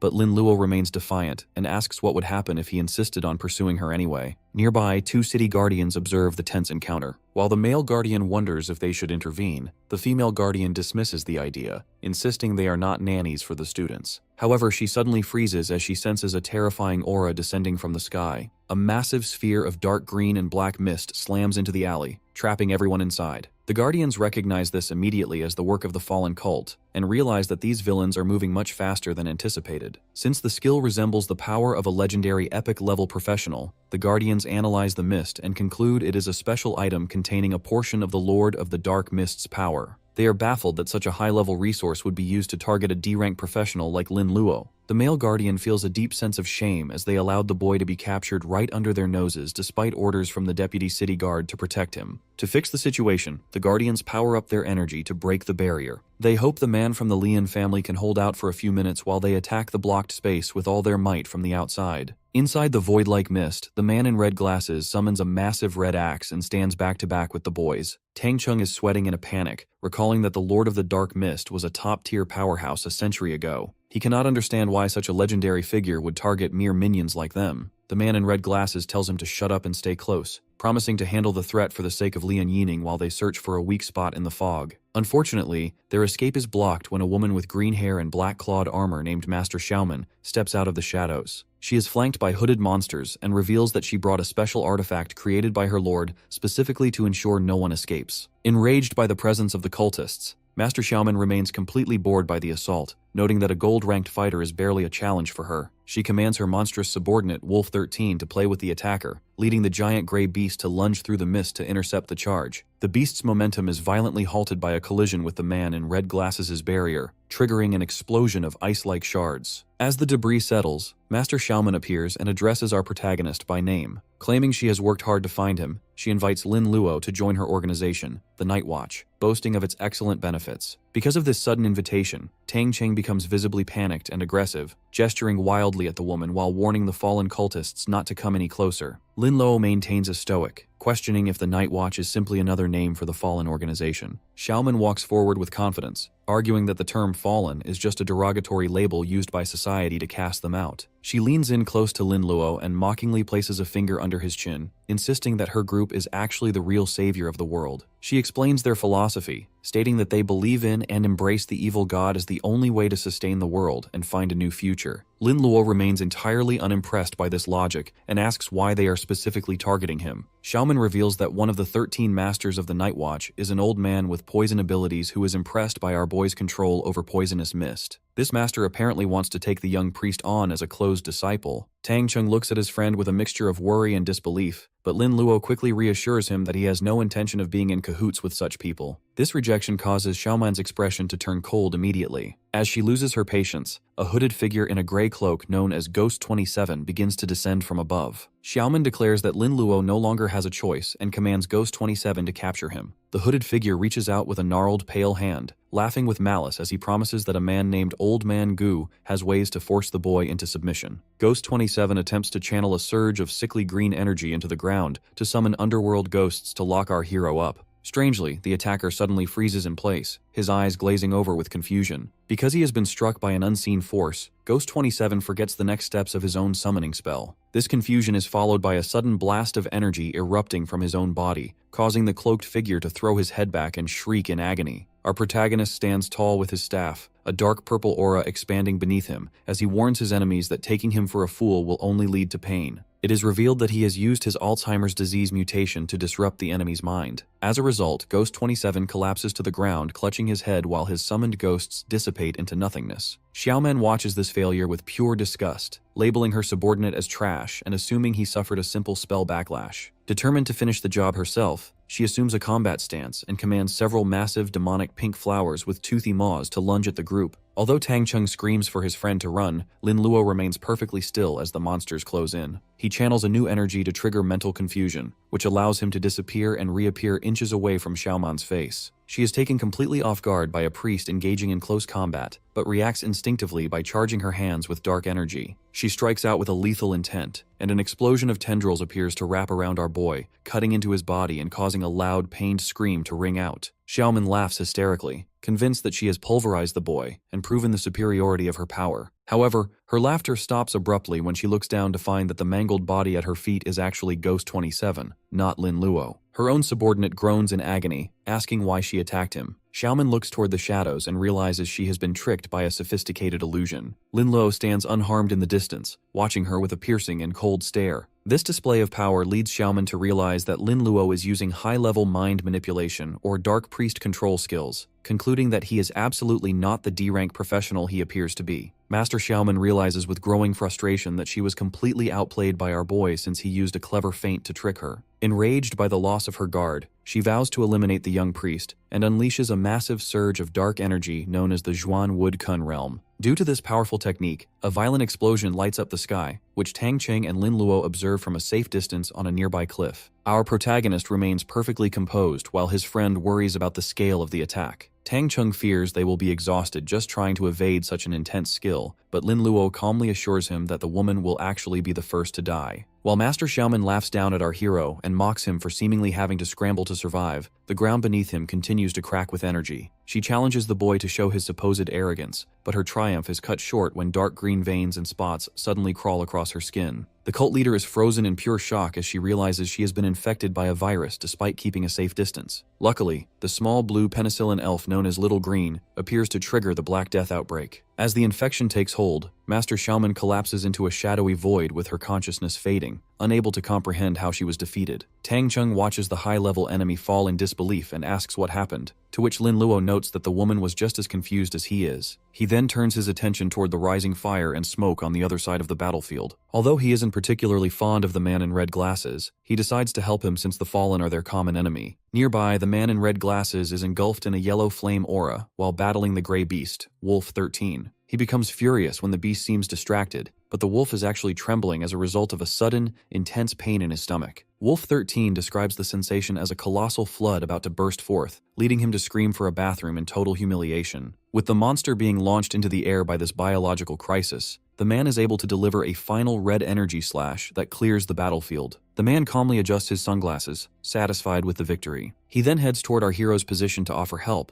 only to find that the strongest of the three fallen has already been dealt with. He becomes highly analytical, realizing it is bizarre for a student to kill such a powerful enemy, especially after witnessing the strange behavior of the wolf beast. When he asks about his class, Lin Luo simply replies that he is nothing special, just a priest. Meanwhile, two other professionals are running toward the site, exhausted from the effort. Seeing the dark mist dispersing, they assume Lin Luo has already been killed and prepare to avenge him. However, when they enter the clearing, they freeze in total shock at the sight of the defeated cultists. They recognize the fallen enemies as famous members of the Night Watch and cannot believe that such notorious villains have been taken down. Amidst the carnage, our boy stands calmly and asks the bewildered newcomers who they are. The female guardian shows her badge and asks for a report on what happened inside the mist. Instead of helping, the man from the Lian family dismisses the inquiry and walks away, leaving the two students alone with the officials. While Tang Cheng is about to explain the truth, Lin Luo quickly steps in to cover his tracks. He maintains a calm smile and lies to the guardians, claiming they only survived because the Lian family protected them from the cultists. The guardians exchange a skeptical look because they find the story hard to believe, yet the female officer decides not to press for the truth. She lets the students go with a warning to stay indoors while the cultists are active. As the boys depart, the male guardian questions why they allowed such an obvious lie to pass. His partner explains that they cannot force information from a victim who refuses to speak,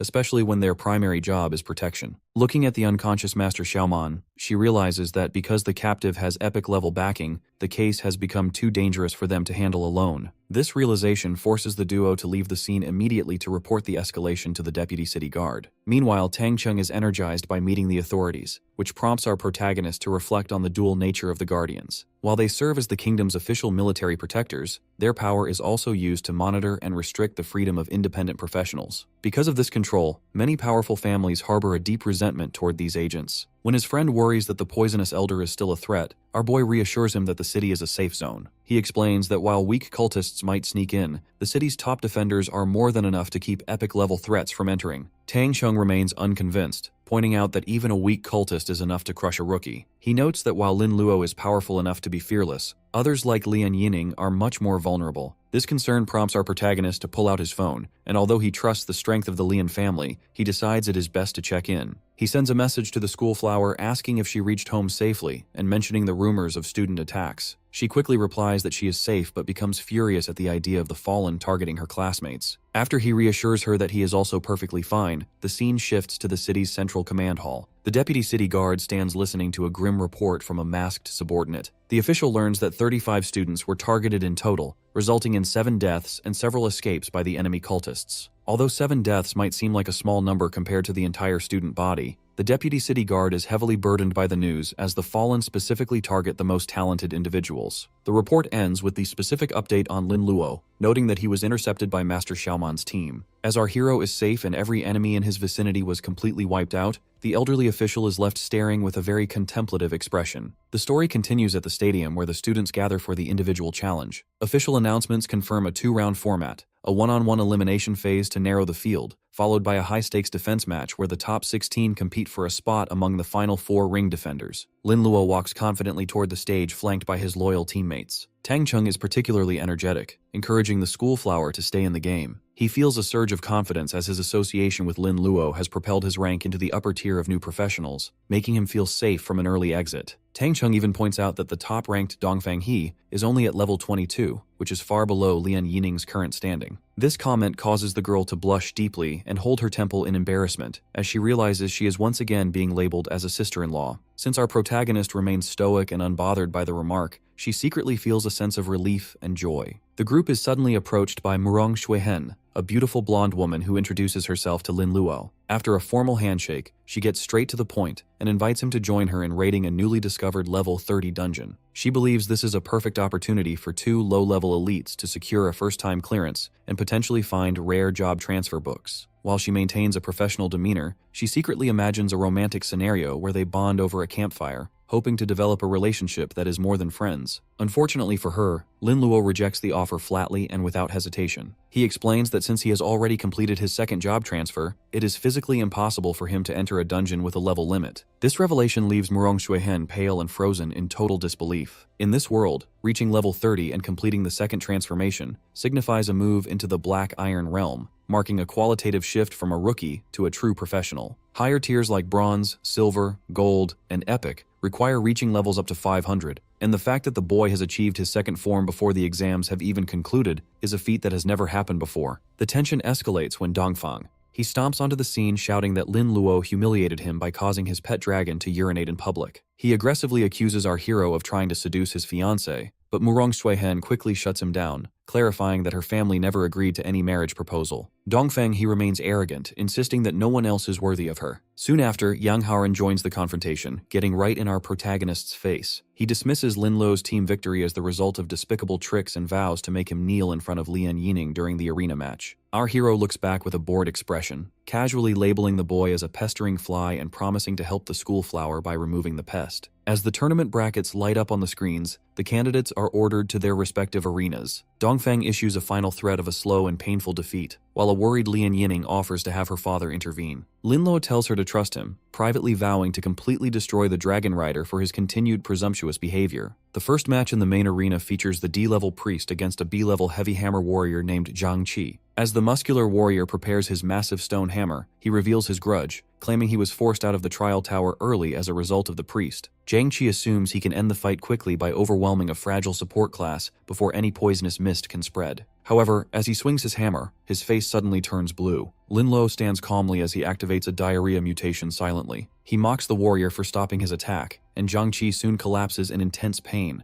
unable to control his biological urges. The scene turns horrific as Zhang Qi begins to vomit green gas, creating a stench so foul that Tang Cheng and the other students are forced to cover their noses. The onlookers are terrified, comparing the smell to the dragon's earlier accident and realizing how dangerous the priest's skills truly are. The referee, looking nauseous and holding his nose, officially declares Lin Luo the winner as the warrior has lost all ability to fight. He urgently calls for the cleaning staff to handle the mess before he loses his own composure. Next match begins with Lin Luo facing off against a B-rank opponent named Qingfeng Yiqiu. As soon as the signal is given, the martial artist acts out of extreme caution by immediately unfurling a magical scroll to boost his status resistance. Since he is terrified of the priest's reputation, he follows this up by frantically swallowing several glass vials of antidotes and colorful pills. Our protagonist watches with a mix of pity and suspicion, noting that such expensive gear is out of place for someone of his opponent's status. He correctly deduces that the young man was likely paid and instructed by an aristocrat to test him, but he remains entirely unbothered. While Qingfeng Yiqiu feels confident that his preparations will allow him to push the boy to his limits, Lin Luo reveals that his level is far superior and his specialized skills are already highly developed. He warns his opponent that no external medicine can block his magic and raises his staff to unleash a vortex of dark energy. As the power strikes him, the martial artist's skin turns a sickly yellow. Despite the scrolls and potions, his stomach fails him instantly. A massive, explosive eruption of green fluid and gas fills the arena, forcing the crowd to shield their faces in horror. The biological hazard is so intense that some students are forced to use gas masks to survive the stench. The match ends with workers desperately pouring buckets of liquid freshener across the floor to clear the air. This second display of biological warfare causes the spectators to turn into an angry mob.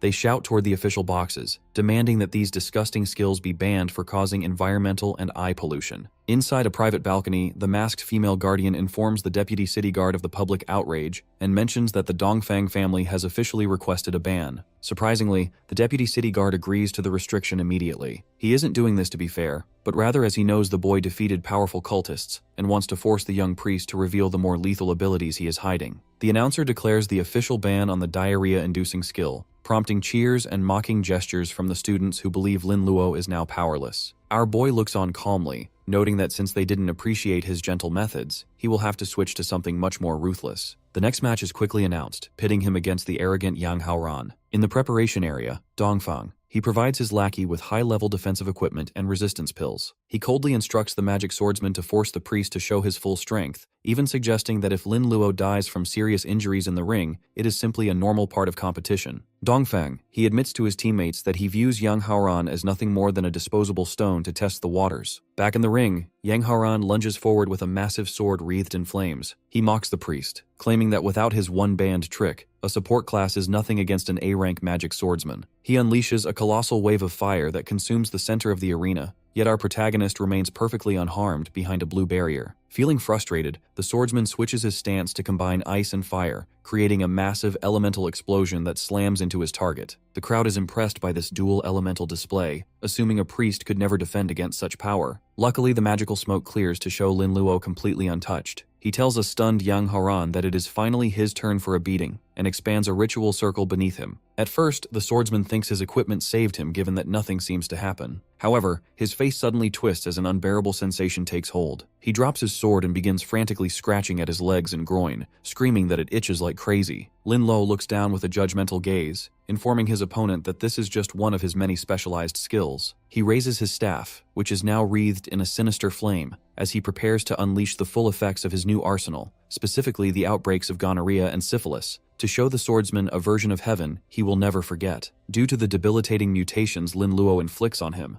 the young man frantically scratches at his own skin, while dark wisps of energy swirl around his body. The surrounding crowd watches in a state of absolute horror, noting that he is actually beginning to bleed from the intensity of his own scratching. As he reaches a breaking point, Yang Haoran desperately gathers a sharp, freezing blue energy in his hand to encase his lower body in a thick layer of frost. The protagonist watches this move with a casual look, realizing his opponent is attempting to numb the unbearable itching and pain through self-freezing. He mockingly questions if the boy is worried about causing permanent damage to himself with such a reckless tactic, which only drives the swordsman into a blind, murderous rage. The boy begins walking slowly toward his trembling foe, pointing out that freezing an area only weakens the symptoms, rather than eliminating the source of the problem. To end the struggle, Lin Luo reaches out his hand to summon a red skeletal phantom behind his target. Since he triggers a pain intensification technique, the sudden surge of agony is too much for the already weakened swordsman to handle. Yang Haoran collapses face first into the dirt and loses consciousness, leading the officials to immediately declare Lin Luo the winner. The scene shifts to a medical room where a masked doctor stands over the fallen student. Based on the advanced state of the infection, the doctor assumes the young man has been living a reckless lifestyle to cause such a severe deterioration. A pale Yang Haoran pleads for his future, but the doctor provides a cold, professional diagnosis. As no amount of healing magic can reverse the damage, the only way to save his life is through a total surgical removal. Paralyzed by horror, Yang Haoran eventually whispers his consent for the procedure. Back at the stadium, Dongfang holds a phone to his ear with a grim expression. His teammates watch in shock as he learns that his subordinate's condition is incurable and has resulted in a permanent castration. This news causes a wave of haunting fear to spread through the group of students. They realize that regardless of the circumstances, provoking the priest is a mistake that carries consequences far worse than a simple defeat. Meanwhile, the tournament moves to Arena 5, where Murong Xuehen confronts her former teammate, Li Mei. The white-haired girl points her staff with deep resentment, vowing to defeat the S-Class heir to clear a path for Dongfang He's championship.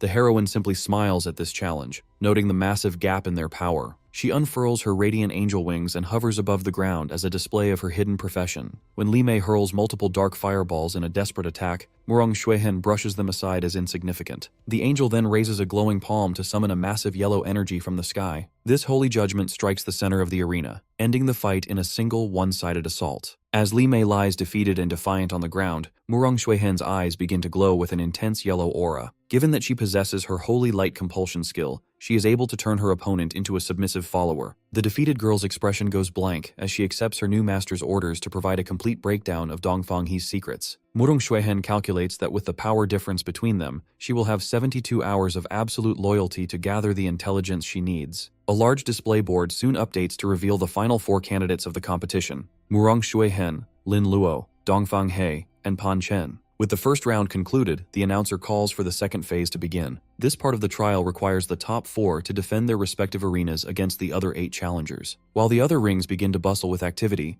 Lin Luo stands alone in the center of an empty arena, wondering why not a single person is brave enough to step forward and challenge him. Since his previous methods appeared so brutal, a group of students in the stands shouts and gestures angrily, claiming his skills are too dangerous and should be banned. Lin Luo remains thoughtful and simply ignores the noise, privately realizing that the crowd is likely reacting to the permanent injury he inflicted on Yang Haoran. He concludes that his previous opponent was simply too fragile to handle the abuse of his mutated magic. Luckily, the shouting is interrupted when a new challenger named Fang Yuan steps into the arena. This young man identifies himself as an A-class forbidden spell mage and declares he is not afraid of the priest's perverted attacks as he can block them out. Fang Yuan immediately assumes a casting stance, surrounding himself with multiple rotating magical barriers and circles. He claims to be invincible within a 3-inch radius by using a technique to empty his senses and resist everything. This leads to the manifestation of an earth prison, which creates a massive vortex of energy and rocks that traps Lin Luo in the center of the ring. Our boy remains standing behind his own barrier, watching the mage with a bored expression. Due to Fang Yuan stacking so many defensive shields while attacking from a distance, the young priest mocks him for being terrified. The mage continues to strain as he channels more power, insisting that a forbidden forbidden spellcaster could never be afraid of a mere support class. He raises his hands to summon a massive web of lightning that strikes down toward the dome, protecting our hero. The onlookers watch in awe, noting that Fang Yuan is releasing 3 high-level moves at once, including defense, control, and attack. Strangely, the lightning crashes harmlessly against Lin Luo's penicillin antibody shield. While the audience worries he might be struck, our protagonist stands tall and decides it is finally time to make his move and show the difference in their levels. He notes that a level 20 mage has no hope of breaking the defense of someone much stronger. As Fang Yuan attempts to cast a 5-element spell, his expression suddenly turns blank. With the Alzheimer's mutation, he completely forgets the sequence of his magic. This opening allows the penicillin elf to appear above the mage and trigger a skin explosion. A massive blast of green energy tears through Fang Yuan's position, leaving the audience in total confusion as their favorite suddenly explodes. Lin Luo stands over the charred and smoking body of his opponent, jokingly asking why he fell down before the fight even truly started. Although the mage tries to struggle back to his feet and considers using a forbidden skill with a heavy price, the weight of the situation eventually forces him to reconsider. He looks at the fate of young Haran and decides that his life is more important than a game. Fang Yuan drops his head and raises a hand in surrender, officially yielding the match. Following this victory, no one else is brave enough to challenge Lin Luo, allowing him to easily defend his title until the end of the round. Murong Xuehen, Dongfang He, and Chen Ping'en also advance, setting the stage for the final championship. High above the stadium, the deputy city guard watches with a cunning smile, wondering how many tricks the young priest is hiding. He imagines the shocked faces of the elite families if a lowly priest actually manages to walk away with the World Wonder Prize. However, a new threat emerges as a dark, hooded figure watches Lin Luo from the shadows. This mysterious elder reveals that he has possessed a garbage body to avenge his niece, and he hopes the boy will provide a worthy challenge. Meanwhile, in the back rooms, Fang Yuan stands before his master, Dongfang He. The dragon rider is furious at the surrender, but the mage explains that it was impossible to break the priest's defense. He suspects that Lin Luo is at least level 30 and has already completed his second transformation as a result of the massive experience gained from the Black Death Plague. This realization forces Dongfang He to admit that he must treat the upcoming fight like a boss battle. As the sun sets, Lin Luo walks through the city with Lian Yining and Tang Cheng. The school flower is downcast as she lost her match, but our hero reassures her that she only lost to Murong Xuehen due to a profession gap. When he asks why she chose such a difficult opponent over someone like Chen Ping'en, she huffs in anger. She secretly recalls that Murong Xuehen tried to recruit him earlier, and she couldn't stand the idea of losing to a romantic rival. Lian Yining eventually says goodbye and heads toward her home, leaving the two boys alone. Tang Chung remains energetic and encourages his boss to take first place so they can all celebrate with a massive meal. Suddenly, a voice calls out to them from behind. They turn around to find their instructor, Li Yu, who explains that she has something important to discuss. Since Lin Luo achieved the highest marks in the recent exams, the teacher informs him that he is expected to give a presentation to the younger students. Our boy is immediately skeptical of this request, sensing that something feels off about the situation. He attempts to decline and head home to rest, but the instructor remains persistent, even offering to write the speech for him or treat him to a meal to secure his cooperation. The conversation is suddenly cut short when multiple hooded figures descend from the sky, blocking the crosswalk. Recognizing the threat, the teacher identifies them as members of the fallen cult and immediately conjures a water barrier to shield the boys. She urges them to run and grabs Lin Luo's hand to pull him away at high speed. However, our protagonist abruptly stops and yanks his hand back with intense suspicion. He realizes that this person cannot be his teacher, as the real Li Yu is incapable of using an instant cast skill of that magnitude. He demands to know who she really is and what happened to the genuine instructor. In response to being caught, the figure's body begins to distort and melt into a dark fluid while letting out a malicious laugh. The skin of the teacher tears away to reveal a man in a dark cloak named Du Cheng. He mockingly explains that he destroyed the original Li Yu's soul and body to create his clone, describing her final moments with sadistic pleasure. This horrific revelation fills Lin Luo with pure rage, but the villain simply points a hand at him and vows to send him to the same fate. Du Cheng lunges forward with a dark aura, yet our hero is much faster than anticipated. By using an incredible burst of speed, he dodges the strike and reappears in his formal evil doctor attire. Our boy vows to kill the cultist, though Du Cheng remains unimpressed, believing the young priest's current strength is insufficient to back up such a threat. The standoff is interrupted by an explosion as 3 city guardians arrive on the scene to intercept the criminal. One of the guardians identifies Du Cheng as an S-class wanted criminal known as the Invisible Dark Beast. The villain reveals that his motivation for being in the city is a blood grudge, as he is the uncle of the defeated Du Xiaoman and the grandson of Elder Poison. He remains arrogant, claiming he will kill the protectors and use the power of the Dark Mist Lord to escape.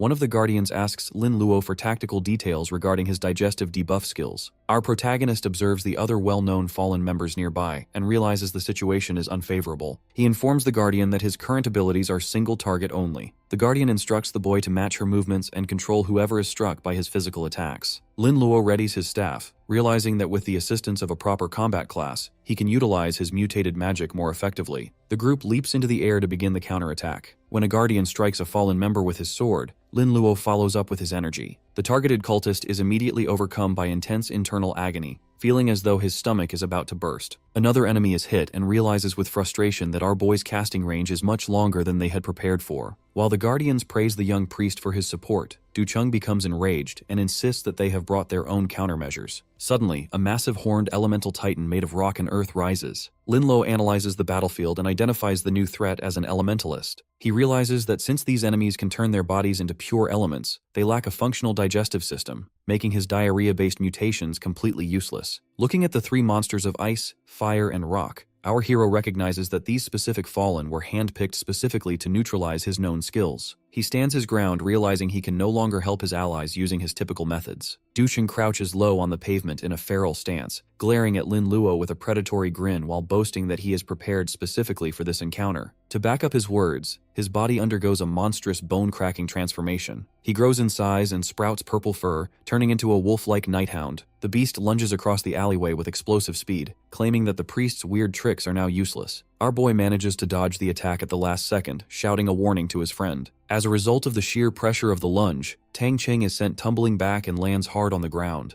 Realizing he is outmatched, the panicked knight watches from a distance and urges our protagonist to be careful. Seizing the opening, the wind elemental giant swings a massive bandaged fist at our hero. Since the strike is too wide to evade, Lin Luo is forced to take the hit. Luckily, a crystalline dome known as the Cold Resistance Antibody Shield erupts around him to absorb the impact. Inside the translucent shield, the young priest breathes heavily amidst dust. Although the barrier held, he realizes the shock of the energy still reached his body. The giant mocks him, believing their countermeasures have rendered the boy helpless. Lin Luo remains undeterred, standing tall as a demonic red silhouette of the evil doctor manifests behind him. He explains that what they saw before was only a fraction of his true power. He produces a small red scalpel, which the giant dismissively compares to a toothpick. Lin Luo ignores the taunt and initiates a non-responsible surgery. As he strikes, energy lines wrap around the giant, triggering a random disability mutation. Due to this, the giant's left hand is cleanly severed and dissolves into air, leaving both the monster and the nighthound in total disbelief. Lin Luo then leaps into the air, using his blood wings to hover above the crater. He zips around the giant with incredible speed while his scalpel flashes, officially starting the real surgery. As black energy rings and mutations distort the giant's body, the monster screams in confusion as its nose has suddenly grown on its wrist. Through a combination of random deformity and organ transplants, the giant is transformed into a tangled, incapacitated mess of bandages. Our boy lands gracefully and looks back at his handiwork, mocking the giant as his first patient. Ducheng approaches to examine his ally,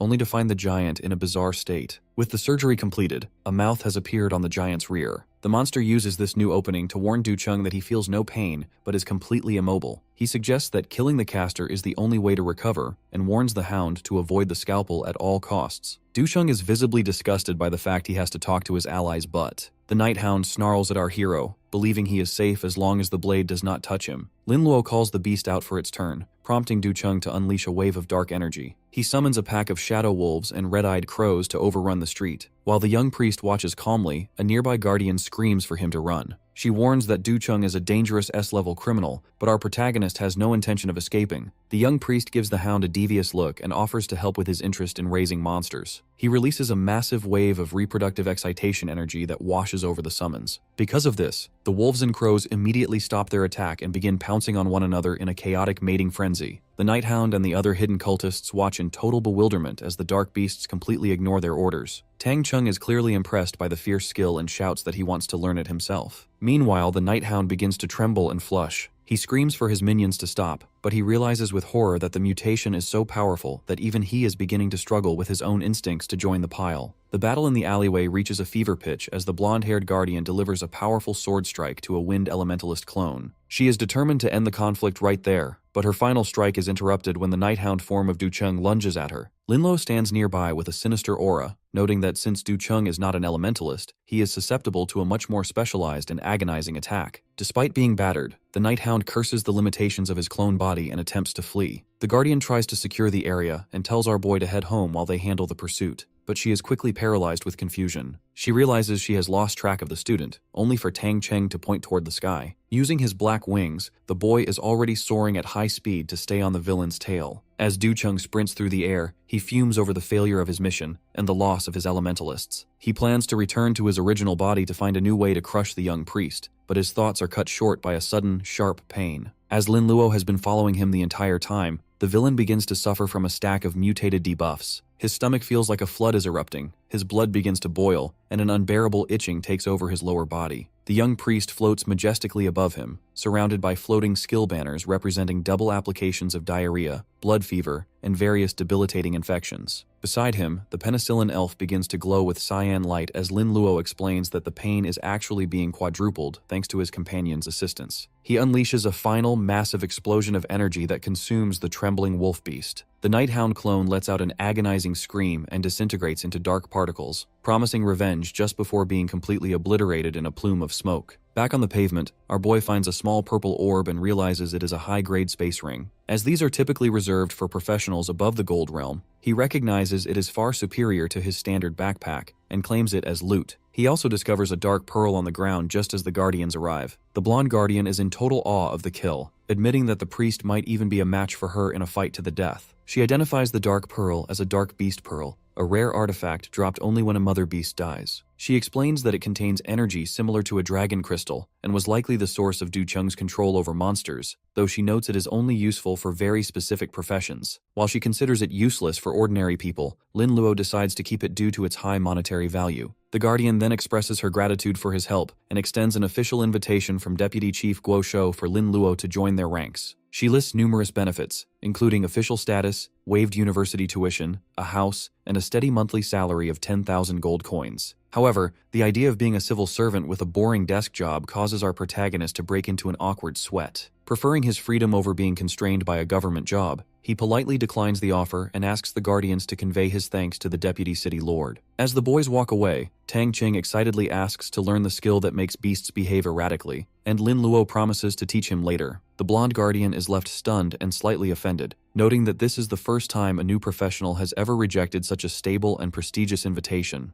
Meanwhile, as he walks through the streets, our protagonist examines his new space ring, wondering exactly what kind of treasures the fallen cultist left behind. Late at night, the Deputy City Lord and a blonde Guardian discuss their disbelief over Lin Luo's victory against the notorious Du Cheng. The Guardian admits that our protagonist's biological mutations and the Black Death plague he unleashed in the tower were terrifying even to her. Unfortunately, despite her best efforts to recruit such a powerful talent, the boy refused the offer to join the Guardians. This refusal causes the Deputy City Guard to look up and question the reason behind such a choice. The Guardian explains that he claimed to value his freedom and disliked the restrictions of official service. However, she suspects the real reason is his perceived backing from the Lian family, especially since it is public knowledge that the daughter of that household is extremely close to him. The Deputy City Guard turns his head with a skeptical look, declaring it impossible for the Lian family to choose Lin Luo. He notes that they have a long-standing alliance with Nine Snake Island, one of the 7 emperors of the Deep Sea. Due to this high-stakes political connection, the Guardian asks if the head of the family, Lian Zheng,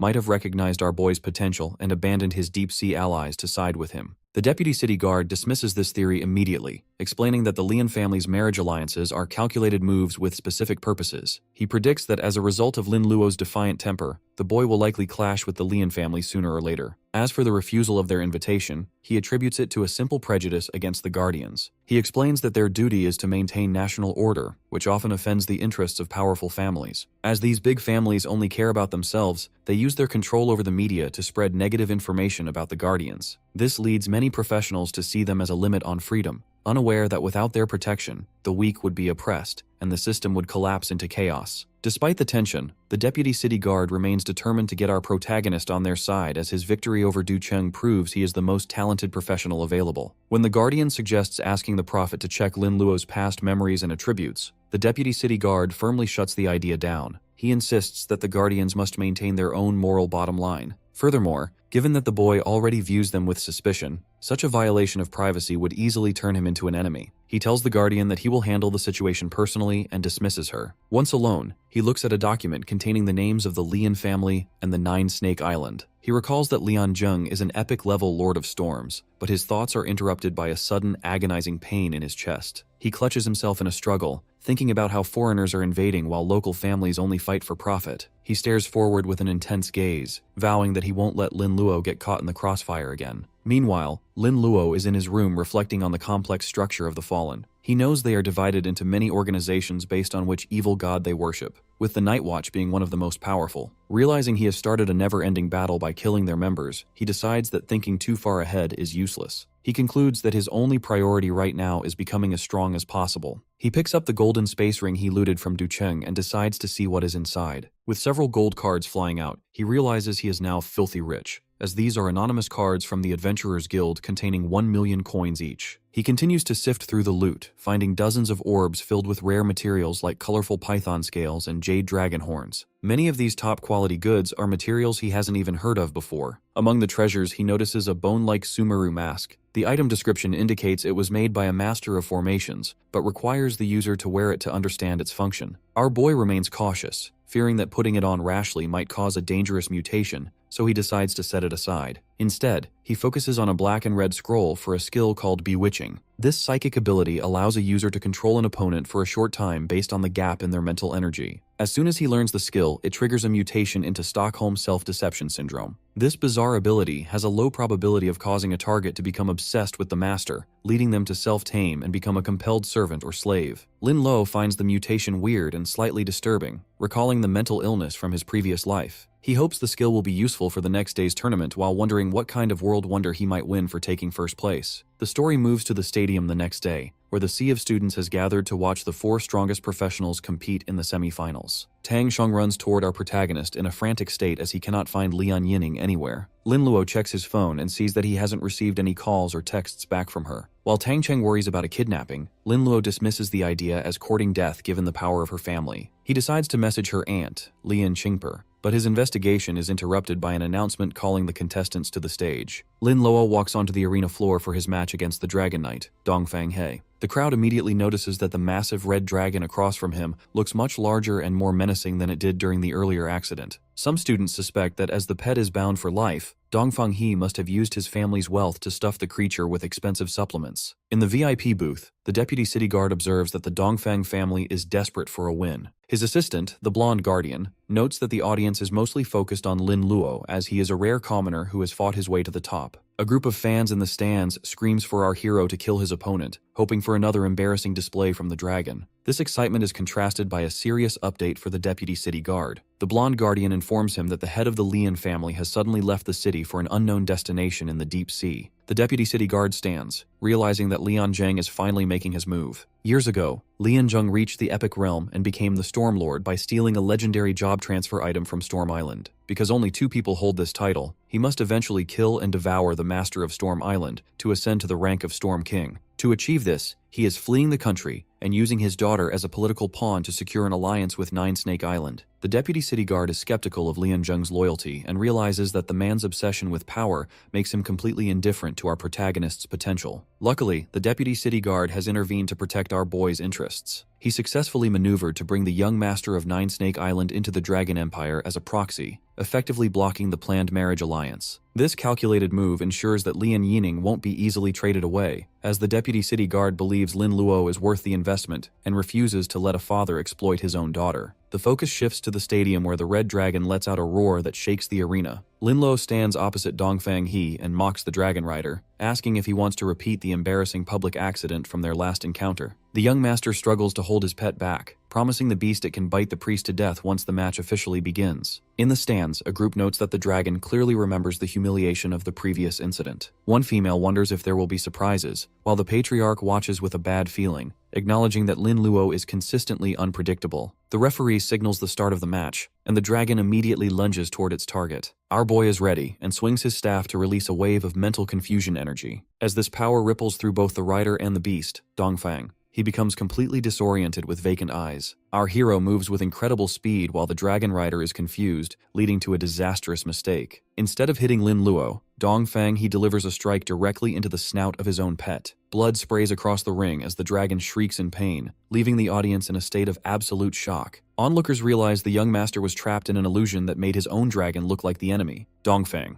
He panics and tries to apologize, but the dragon glares at him with lethal intent. Seeing the contract seal on the beast's forehead beginning to crack, the young master realizes he is on the verge of losing his pet forever. To prevent the mark from shattering, he decides he must end the fight immediately using his family's greatest resources. Dongfang, he powers up and equips a set of ornate gold and red Dragon Knight armor. He boasts that even if Lin Luo has reached level 30, he cannot overcome the gap in their family backgrounds. Spectators are stunned by the expensive equipment, noting its extremely high attributes and resistances. Lin Luo remains bored and decides to test if the boy's gear is truly a match for his raw level. The Dragon Knight charges with a flaming weapon. Dongfang, he laughs manically, claiming that he took a massive amount of antivirus pills and vaccinations to ensure the priest's dirty tricks won't work on him. However, his confidence turns to confusion as Lin Luo continues to weave around every attack. The young master cannot understand how a priest can be more agile than a combat class, yet our hero simply leaves multiple afterimages in his wake. The group in Dongfang family booth is stunned by this display of speed, but the patriarch assumes the boy must be overdrawing his strength using a temporary burst skill. Suddenly, Dongfang, he freezes in place as petals fall around the arena. Our boy reappears behind his opponent and notes that while the vaccinations might block some infections, there is no vaccine for his reproductive excitation skill. He tells the young master to enjoy the pleasure as the mutation takes hold. Dongfang,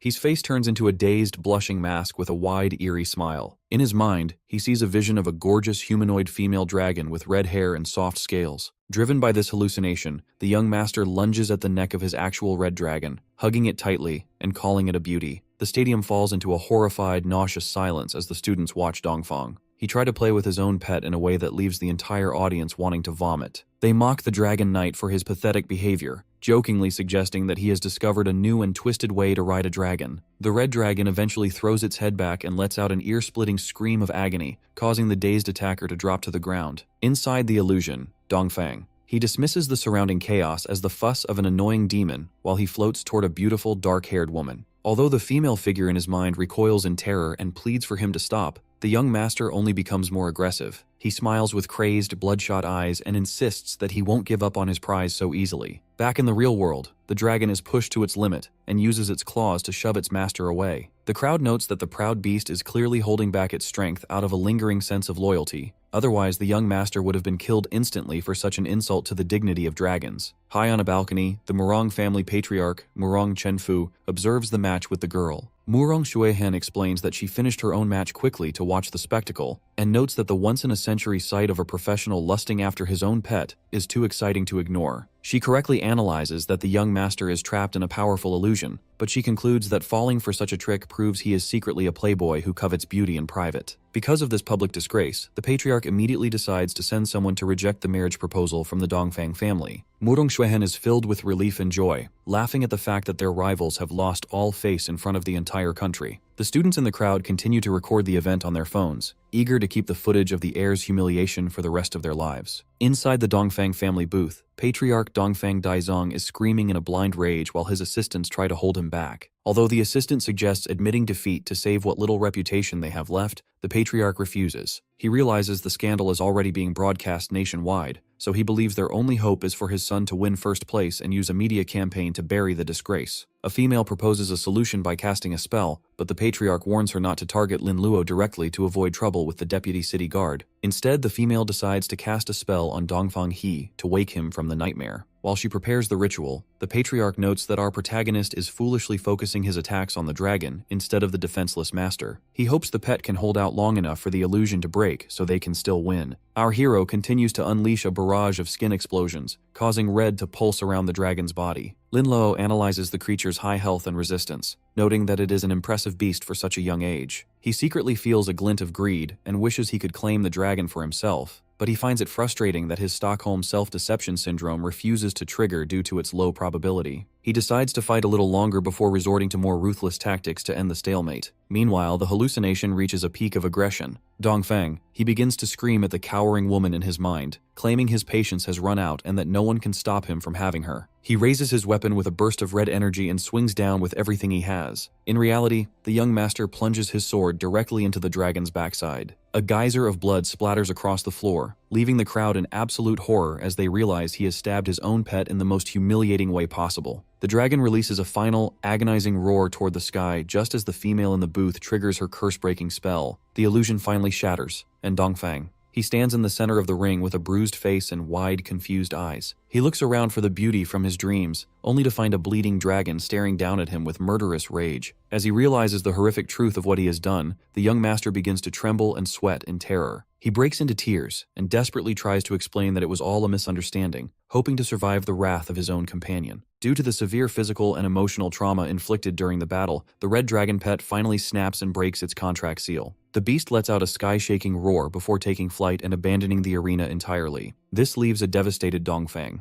He reaching toward the clouds in despair, desperately ordering his pet to return as Lin Luo stands calmly in the distance. In the observation balcony, the elders of the Dongfang family descend into a state of pure panic. They realize that losing a dragon, which serves as a 1,000-year guardian and the key to their success, is a catastrophic blow to their lineage. Since the match is effectively over and their priority has shifted to salvaging their assets, the family patriarch leads a hurried retreat to pursue the escaping creature. From their own vantage point, the blonde guardian and the deputy city guard observe this sudden departure. While the assistant assumes the family has simply surrendered the tournament prize, the deputy city guard explains that a young dragon is far more valuable than a broken artifact. He recognizes that the escape has rendered the dragon ownerless, providing a unique opportunity for anyone to intervene. As a result, he issues an immediate order for all guardians to mobilize and locate the beast. The news of the dragon's flight also reaches a group of hooded fallen cultists stationed outside the stadium. A female member with pale hair realizes that obtaining the dragon's crystal would allow her to reach a higher level of power. Driven by this ambition, she commands her subordinates to find the dragon before any other faction can claim it. Back on the arena floor, a scorched and bruised Dongfang. He gasps for air while blaming the young priest for the loss of his pet. Our protagonist remains characteristically indifferent to the yelling, noting that he has no personal debt to the angry young master. This lack of remorse causes Dongfang He to snap completely, leaping into the air to launch a desperate red energy strike. The attack shatters the ground but fails to penetrate the crystalline barrier protecting our hero. The display of futility draws mockery from the students in the stands, who begin to gossip about the young master's bizarre behavior toward his pet. As a collection of judgmental thoughts from the crowd swirls around him, Dongfang, he is pushed into a blind rage. He activates a powerful golden thunder technique and slams his weapon down, creating a colossal explosion that consumes the ring. Once the smoke clears, Lin Luo is revealed to be perfectly safe inside an ice diamond barrier. The sight of a support class blocking a full power strike head-on leaves the dragon rider in a state of wide-eyed horror. Our hero decides he is in too much of a hurry to continue playing around and prepares to end the fight quickly. He produces a small blue scalpel, which triggers laughter and confusion among the spectators who find the tiny tool ridiculous for a professional weapon. Even Dongfang, he laughs hysterically, assuming the blade is just a joke, warning his foe that he will soon forget how to laugh. He passes through the young master's guard in a flash, leaving only a faint red mark on his chest. Given that the strike seemed to have no immediate effect, Dongfang He initially believes it was a bluff. However, as the young priest walks away, he congratulates his opponent on opening a door to a new world. A magical aura suddenly envelops the young master, triggering a random degeneration mutation that results in an instantaneous sex change. The crowd is stunned to see a beautiful woman standing where the heir once was. While the spectators realize the scalpel is actually a tool for horrific anatomical manipulation, the now female Dongfang He collapses to her knees in a high-pitched panic. Our boy explains with a clinical tone that the sudden weakness is due to the target failing to adapt to a completely new body structure. He mocks her further by mentioning the upcoming monthly cycles she will have to endure before advising her to surrender. The female Dongfang,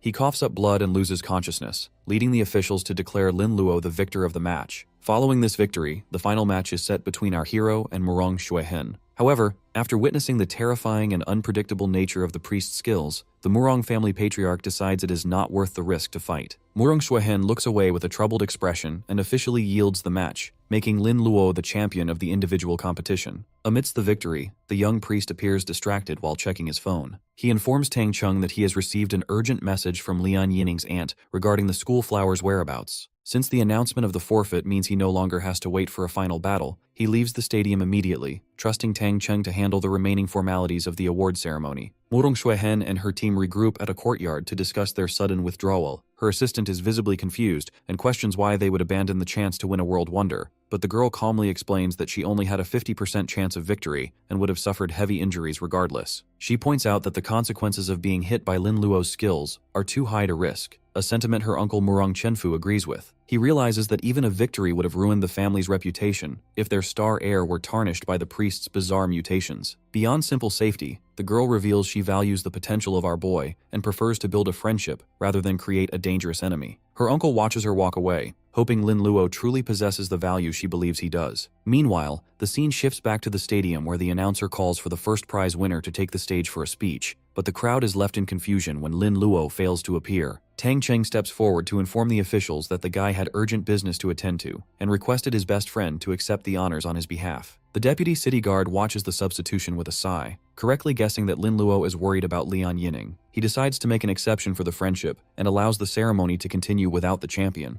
Our protagonist is actually sitting in a peaceful tea house with Sister Qing to learn the truth about the schoolflower's disappearance. The aunt explains that given an urgent matter, Lian Yining's father has already taken her away to Nine Snake Island in the Starry Sea. Although they are expected back in 2 months, Sister Qing hands over a letter since the remote island has a disordered magnetic field that blocks mobile signals. Our boy is skeptical of the sudden departure, feeling as though the girl is being treated like a child, but he opens the envelope to find a handwritten note. In the letter, Lian Yining promises to meet him at Imperial University in 2 months and tells him to take care. Lin Luo senses there is more to the story and asks if the girl is in trouble, but a regretful Sister Qing insists she can say no more and must leave immediately. As he turns to walk away in frustration, the aunt softly admits she lied about the circumstances but reassures him that the girl's love for him is genuine. Later that night, the young priest walks alone through the moonlit streets, analyzing the situation. He recalls that Nine Snake Island is a powerful, semi-independent force located far out in the Starry Sea, and he wonders how a mainland family like the Lians could be so deeply involved with them. This train of thought is interrupted when a golden energy pulses from his storage space. He pulls out the Sumeru mask he looted from the fallen cultist, and discovers it is causing trouble despite not being touched. A transmission screen appears in the mask's eye sockets, revealing urgent messages from the Night Watch. One operative is requesting immediate help at Pale Canyon, while another reports that the escaped Red Dragon has been found and is currently being contested by the Guardians. Realizing the mask is actually a sophisticated communication device, our hero decides to put it on to investigate further. A surge of dark red and black energy erupts as the mask identifies him as operative number 872. This grants him access to a virtual plaza and a teleportation function. Since he has been coveting Dongfang, he's dragon pet for a long time, he realizes this is a perfect opportunity to intervene while the various factions are distracted. Elsewhere, the consequences of the tournament are laid bare at a medical facility. The former Dragon Knight, Dongfang He, is now in a female form and lying in a recovery pool, whispering about her lost pet. Her father, Patriarch Dongfang Daizong,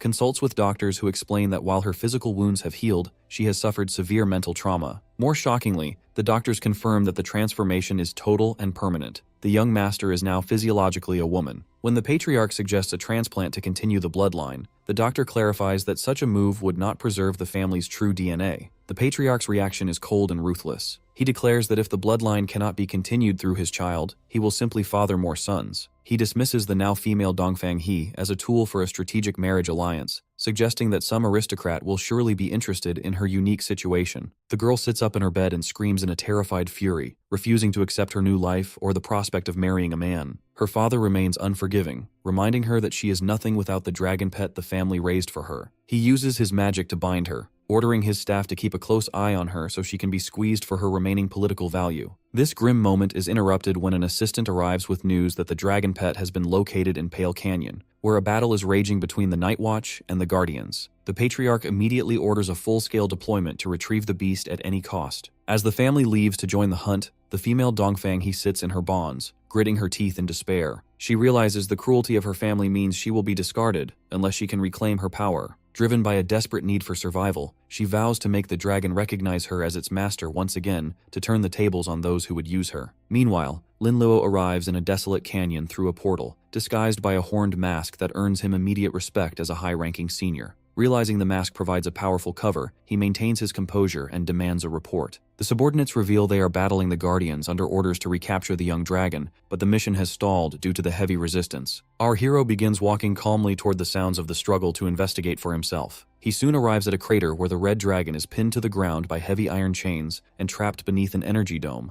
The area has become a chaotic battlefield filled with a violent clash between the Night Watchmen and the Guardians. Lin Luo hides behind some foliage to observe the three-way struggle, noting that the intensity of the fight is a direct result of the dragon being an ownerless prize. While scanning the combatants, his gaze shifts as he spots a familiar face among the Guardians, identifying the blonde officer Zhao Qicheng in the thick of the fray. Zhao Qicheng is currently locked in a fierce duel with a silver-haired Night Watchman elder named Chai Feng. The elder mocks the Guardian for trying to snatch the beast, insisting that her organization found it first. To end the argument, Chai Feng unleashes a flame dragon claw that slams into the blonde officer that sends her reeling. Zhao Qicheng is left slumped on the ground, wounded and panting, while the elder stands over her with cold contempt. She points out that they were equals 5 years ago but claims she has become useless because her status as a guardian forces her to protect the weak. Chai Feng attempts to recruit his former rival, urging her to join the Night Watch and abandon her sense of order to find true success. Luckily, the officer remains undeterred and looks up with eyes burning with fierce defiance. She argues that strength without a purpose makes a person nothing more than a living corpse, even if that purpose is what holds her back. This rejection turns the elder's expression murderous, and she ignites dark flames in her palm. She fires a concentrated blast of dark energy containing a magical spearhead directly at the defenseless woman to end her life. Suddenly, an arrow from above intercepts the attack mid-air that leaves Chai Feng looking up in surprise. Dongfang Daizong stands nearby, having arrived with his own forces to reclaim what he considers the Dongfang family property. The elder mocks this claim, insisting that an ownerless creature belongs to whoever is strong enough to grab it first. As Zhao Qicheng shouts for her not to ignore her, Chai Feng leaps back into the fray and unleashes an elemental explosion.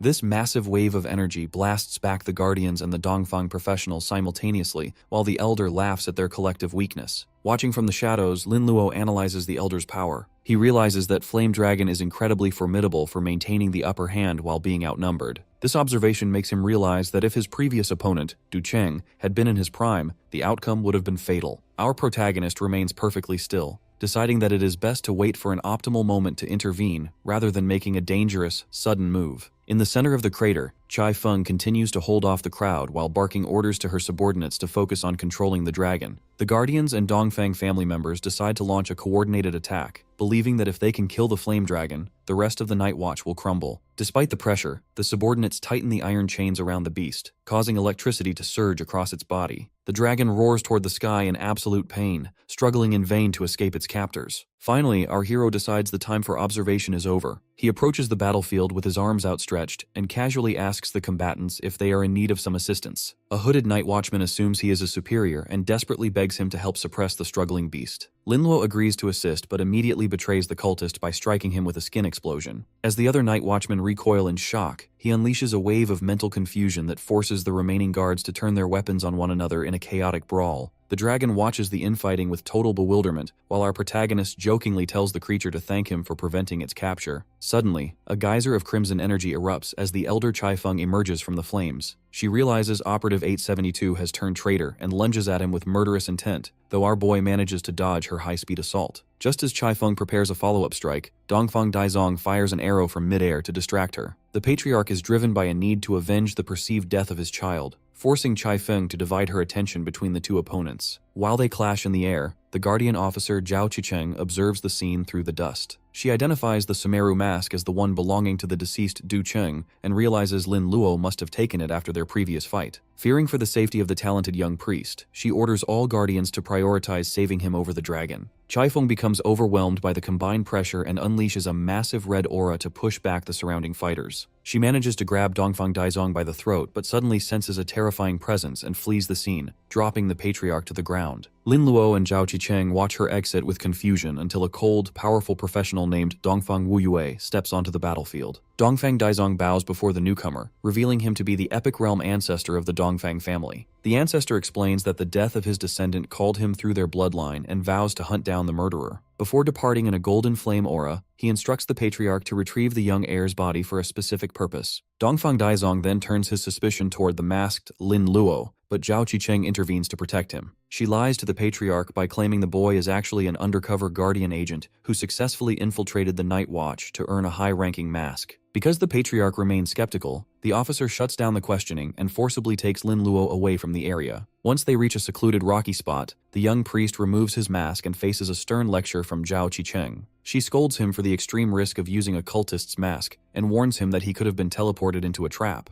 While Lin Luo sits on a boulder reflecting on getting caught, the red dragon suddenly appears on a nearby rock with its chains broken. Zhao Qicheng is confused as to why the beast followed them, but our protagonist smiles warmly because he realizes the dragon came specifically to see him. Meanwhile, Dongfang Daizong stands in the desolate canyon looking at a crystalline coffin with a bewildered expression. He cannot understand how his son escaped the binding of his skill. He recalls providing the boy with a resurrection tool years ago, yet the lack of magical residue in the air confirms that no rebirth occurred, and the young master is truly dead. This confusion is interrupted by a ring from his mobile phone. Upon answering, he receives a panicked report from a subordinate stating that the young master committed suicide and cannot be found at the designated resurrection point. Dongfang Daizong realizes his son made a desperate tactical choice to use death as a means to break his father's control, all for the sake of the dragon pet. Nearby, the red dragon looms over Zhao Qicheng and Lin Luo. The female guardian warns our boy to be cautious, as an ownerless dragon is extremely dangerous, especially one that likely holds a grudge against him. Lin Luo remains calm while looking into the beast's intense eyes, noting that it doesn't seem to have ill intentions. As he reaches out to touch the dragon's snout, the creature responds with a low rumble rather than aggression. He feels a strange connection forming, which the system confirms as the successful activation of Stockholm self-deception syndrome. He notes that while the skill has been triggered, it lacks an immediate effect, and will take time to fully manipulate the target's psyche. Zhao Qicheng watches this interaction with sweating disbelief. She cannot fathom a dignified race like a dragon currying favor with a human. Our boy dismisses her shock by jokingly claiming the beast is obsessed with him. This prompts the guardian to urge him to sign a formal contract immediately to secure the prize. She offers to gift him a contract item, but Lin Luo produces a stone tablet that he obtained from a previous boss fight. Zhao Qicheng is stunned to see a top-level Styx contract in the hands of a rookie. Once the stone pulses with energy, a system notification confirms the contract is successful. Our hero proudly claims the dragon as his own, leading the guardian to reflect on the historical birth of a dragon priest. Lin Luo opens the dragon's status panel and is shocked to see that the level 22 flame dragon possesses attributes far superior to level 50 silver class bosses. Zhao Qicheng explains that these high stats are a result of the Dongfang family stuffing the creature with rare elixirs to prepare it for combat. Since the name Red Dragon feels too formal, our boy decides to call her Crimson. The dragon purrs in agreement, allowing him to leap onto her back. While he prepares to fly, Zhao Qicheng calls the deputy city guard to report that the dragon has officially made a contract with Lin Luo. In an office, the deputy city guard shouts in astonishment upon hearing that the dragon is now being mounted by Lin Luo. After confirming the details, he realizes the situation has become a long-term strategic problem, for the Dongfang family will do anything to recover their lost asset. Zhao Qicheng points out that Lin Luo lacks a special pet space to hide the dragon, meaning they will be discovered if they return to the city openly. As a result, the deputy city guard instructs her to take the boy and the beast to a remote base in the Black Steel Mountains for temporary housing. The scene shifts to a hall where the epic professional Dongfang Wuyue stands before a trembling Dongfang Daizong. The ancestor is snarling with disgust as the killer escaped and the family has suffered a massive humiliation. When the patriarch attempts to offer comfort by promising to continue the bloodline, the ancestor dismisses him, claiming he can handle that himself. His primary concern is the lost dragon, and he calculates that, given its young age, they can recapture and tame it. He orders the patriarch to use the young master's corpse to activate a secret search method to gain the upper hand in the hunt. In a desolate landscape, a wounded and bloodied Chai Feng curses the Dongfang family and the traitorous operative 872. A shadowy silhouette representing the Lord of the Dark Mist appears behind her, revealing that he saved her from certain death. The entity demands immediate repayment for his kindness, but the white-haired woman questions her own worth now that she is a cripple. The shadow offers her the arm of a dragonborn to replace her lost limb,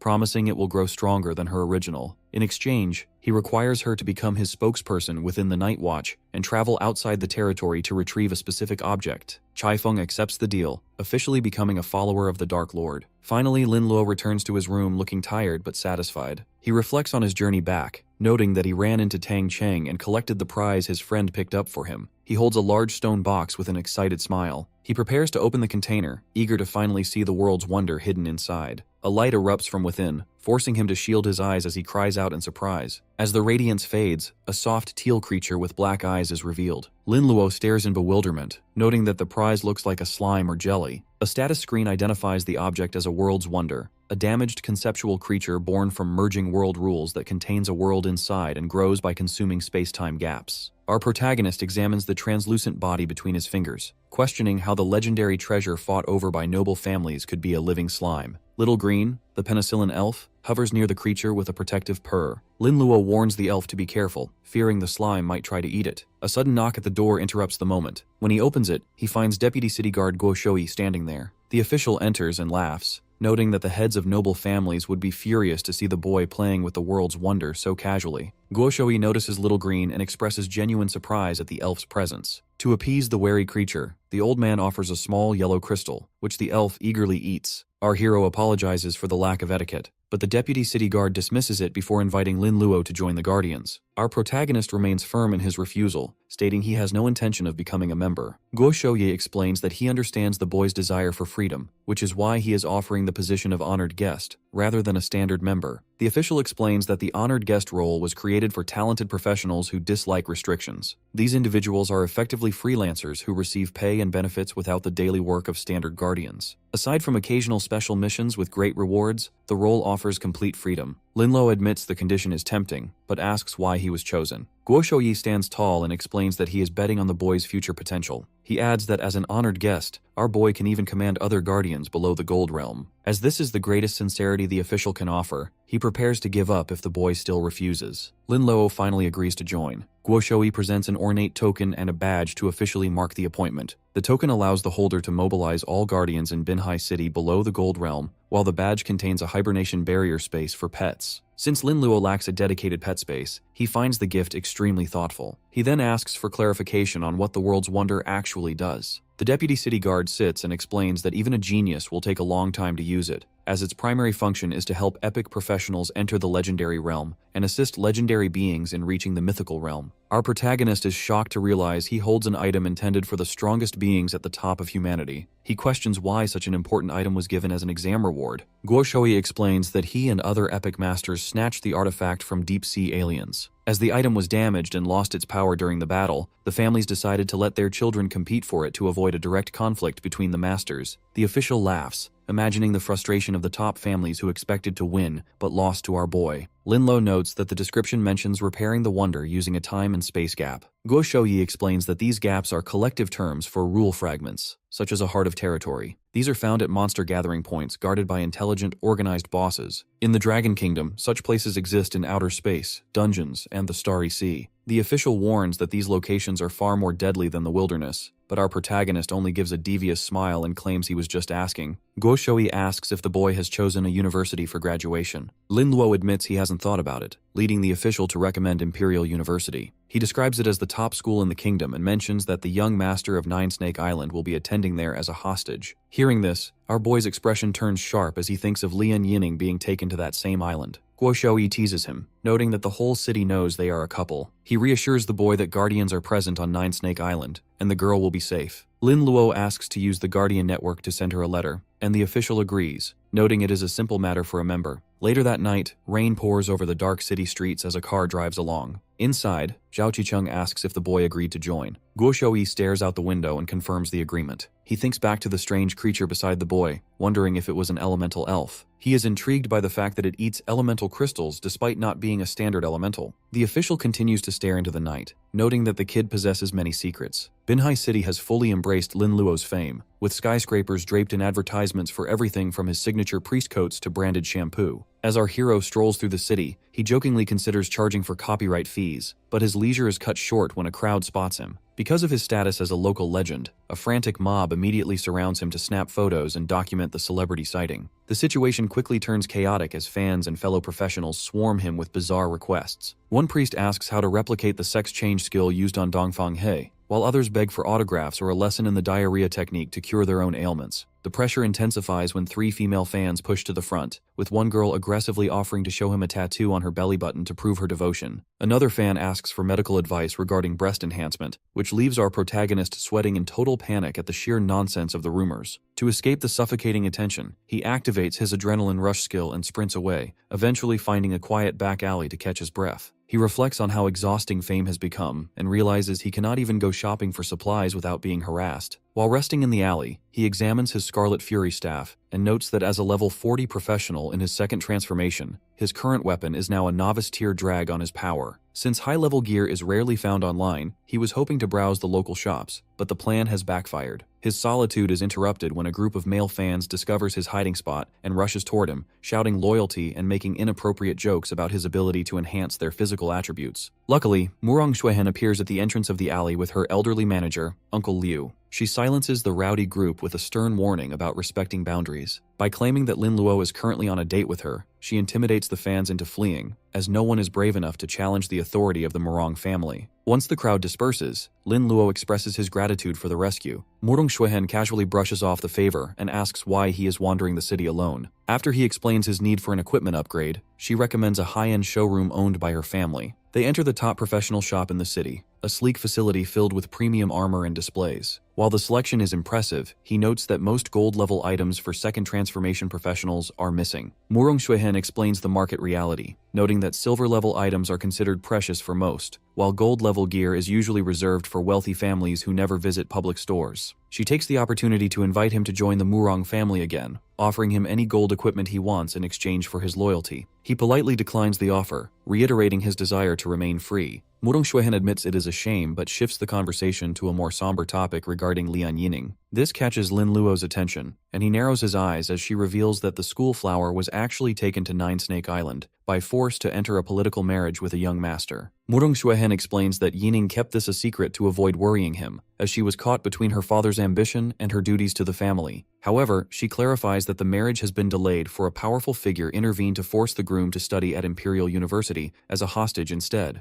Lin Luo realizes that Deputy City Lord Guo Shouyi has done far more for him behind the scenes than he originally thought, creating a debt of gratitude that will be difficult to repay. Murong Xuehen extends a hand to our hero, noting that she has given up her shot at the world wonder and provided him with vital information just to prove her sincerity as a friend. Lin Luo accepts the handshake, realizing that being on good terms with her is a strategic advantage. To solidify their new alliance, she has Uncle Liu present a special case containing a level 40 epic-grade magic staff. This red weapon possesses massive boosts to spirit, spell penetration, and critical hits, along with advanced skills for corpse control and mental clarity. Lin Luo is stunned by the quality of the gift, especially when Murong Xuehen admits she took it from her family's private treasury specifically for him. He agrees to purchase the staff for a friendly price of 800,000 gold coins, using his accumulated materials and money to cover the cost. With his inventory fully stocked with new equipment and consumables, Lin Luo prepares for the next stage of his journey. He travels to a fortress-like facility in the Black Steel Mountains to bid farewell to the city. Dressed in a new combat outfit, he mounts his red dragon, Crimson, and looks toward the horizon with a determined expression. As he needs to repair the world wonder as quickly as possible, he knows he must locate a heart of the territory, which can only be found in the most dangerous regions. He points toward the distance and commands Crimson to take flight, officially leaving the region behind to hunt for rule fragments in the untamed wilderness.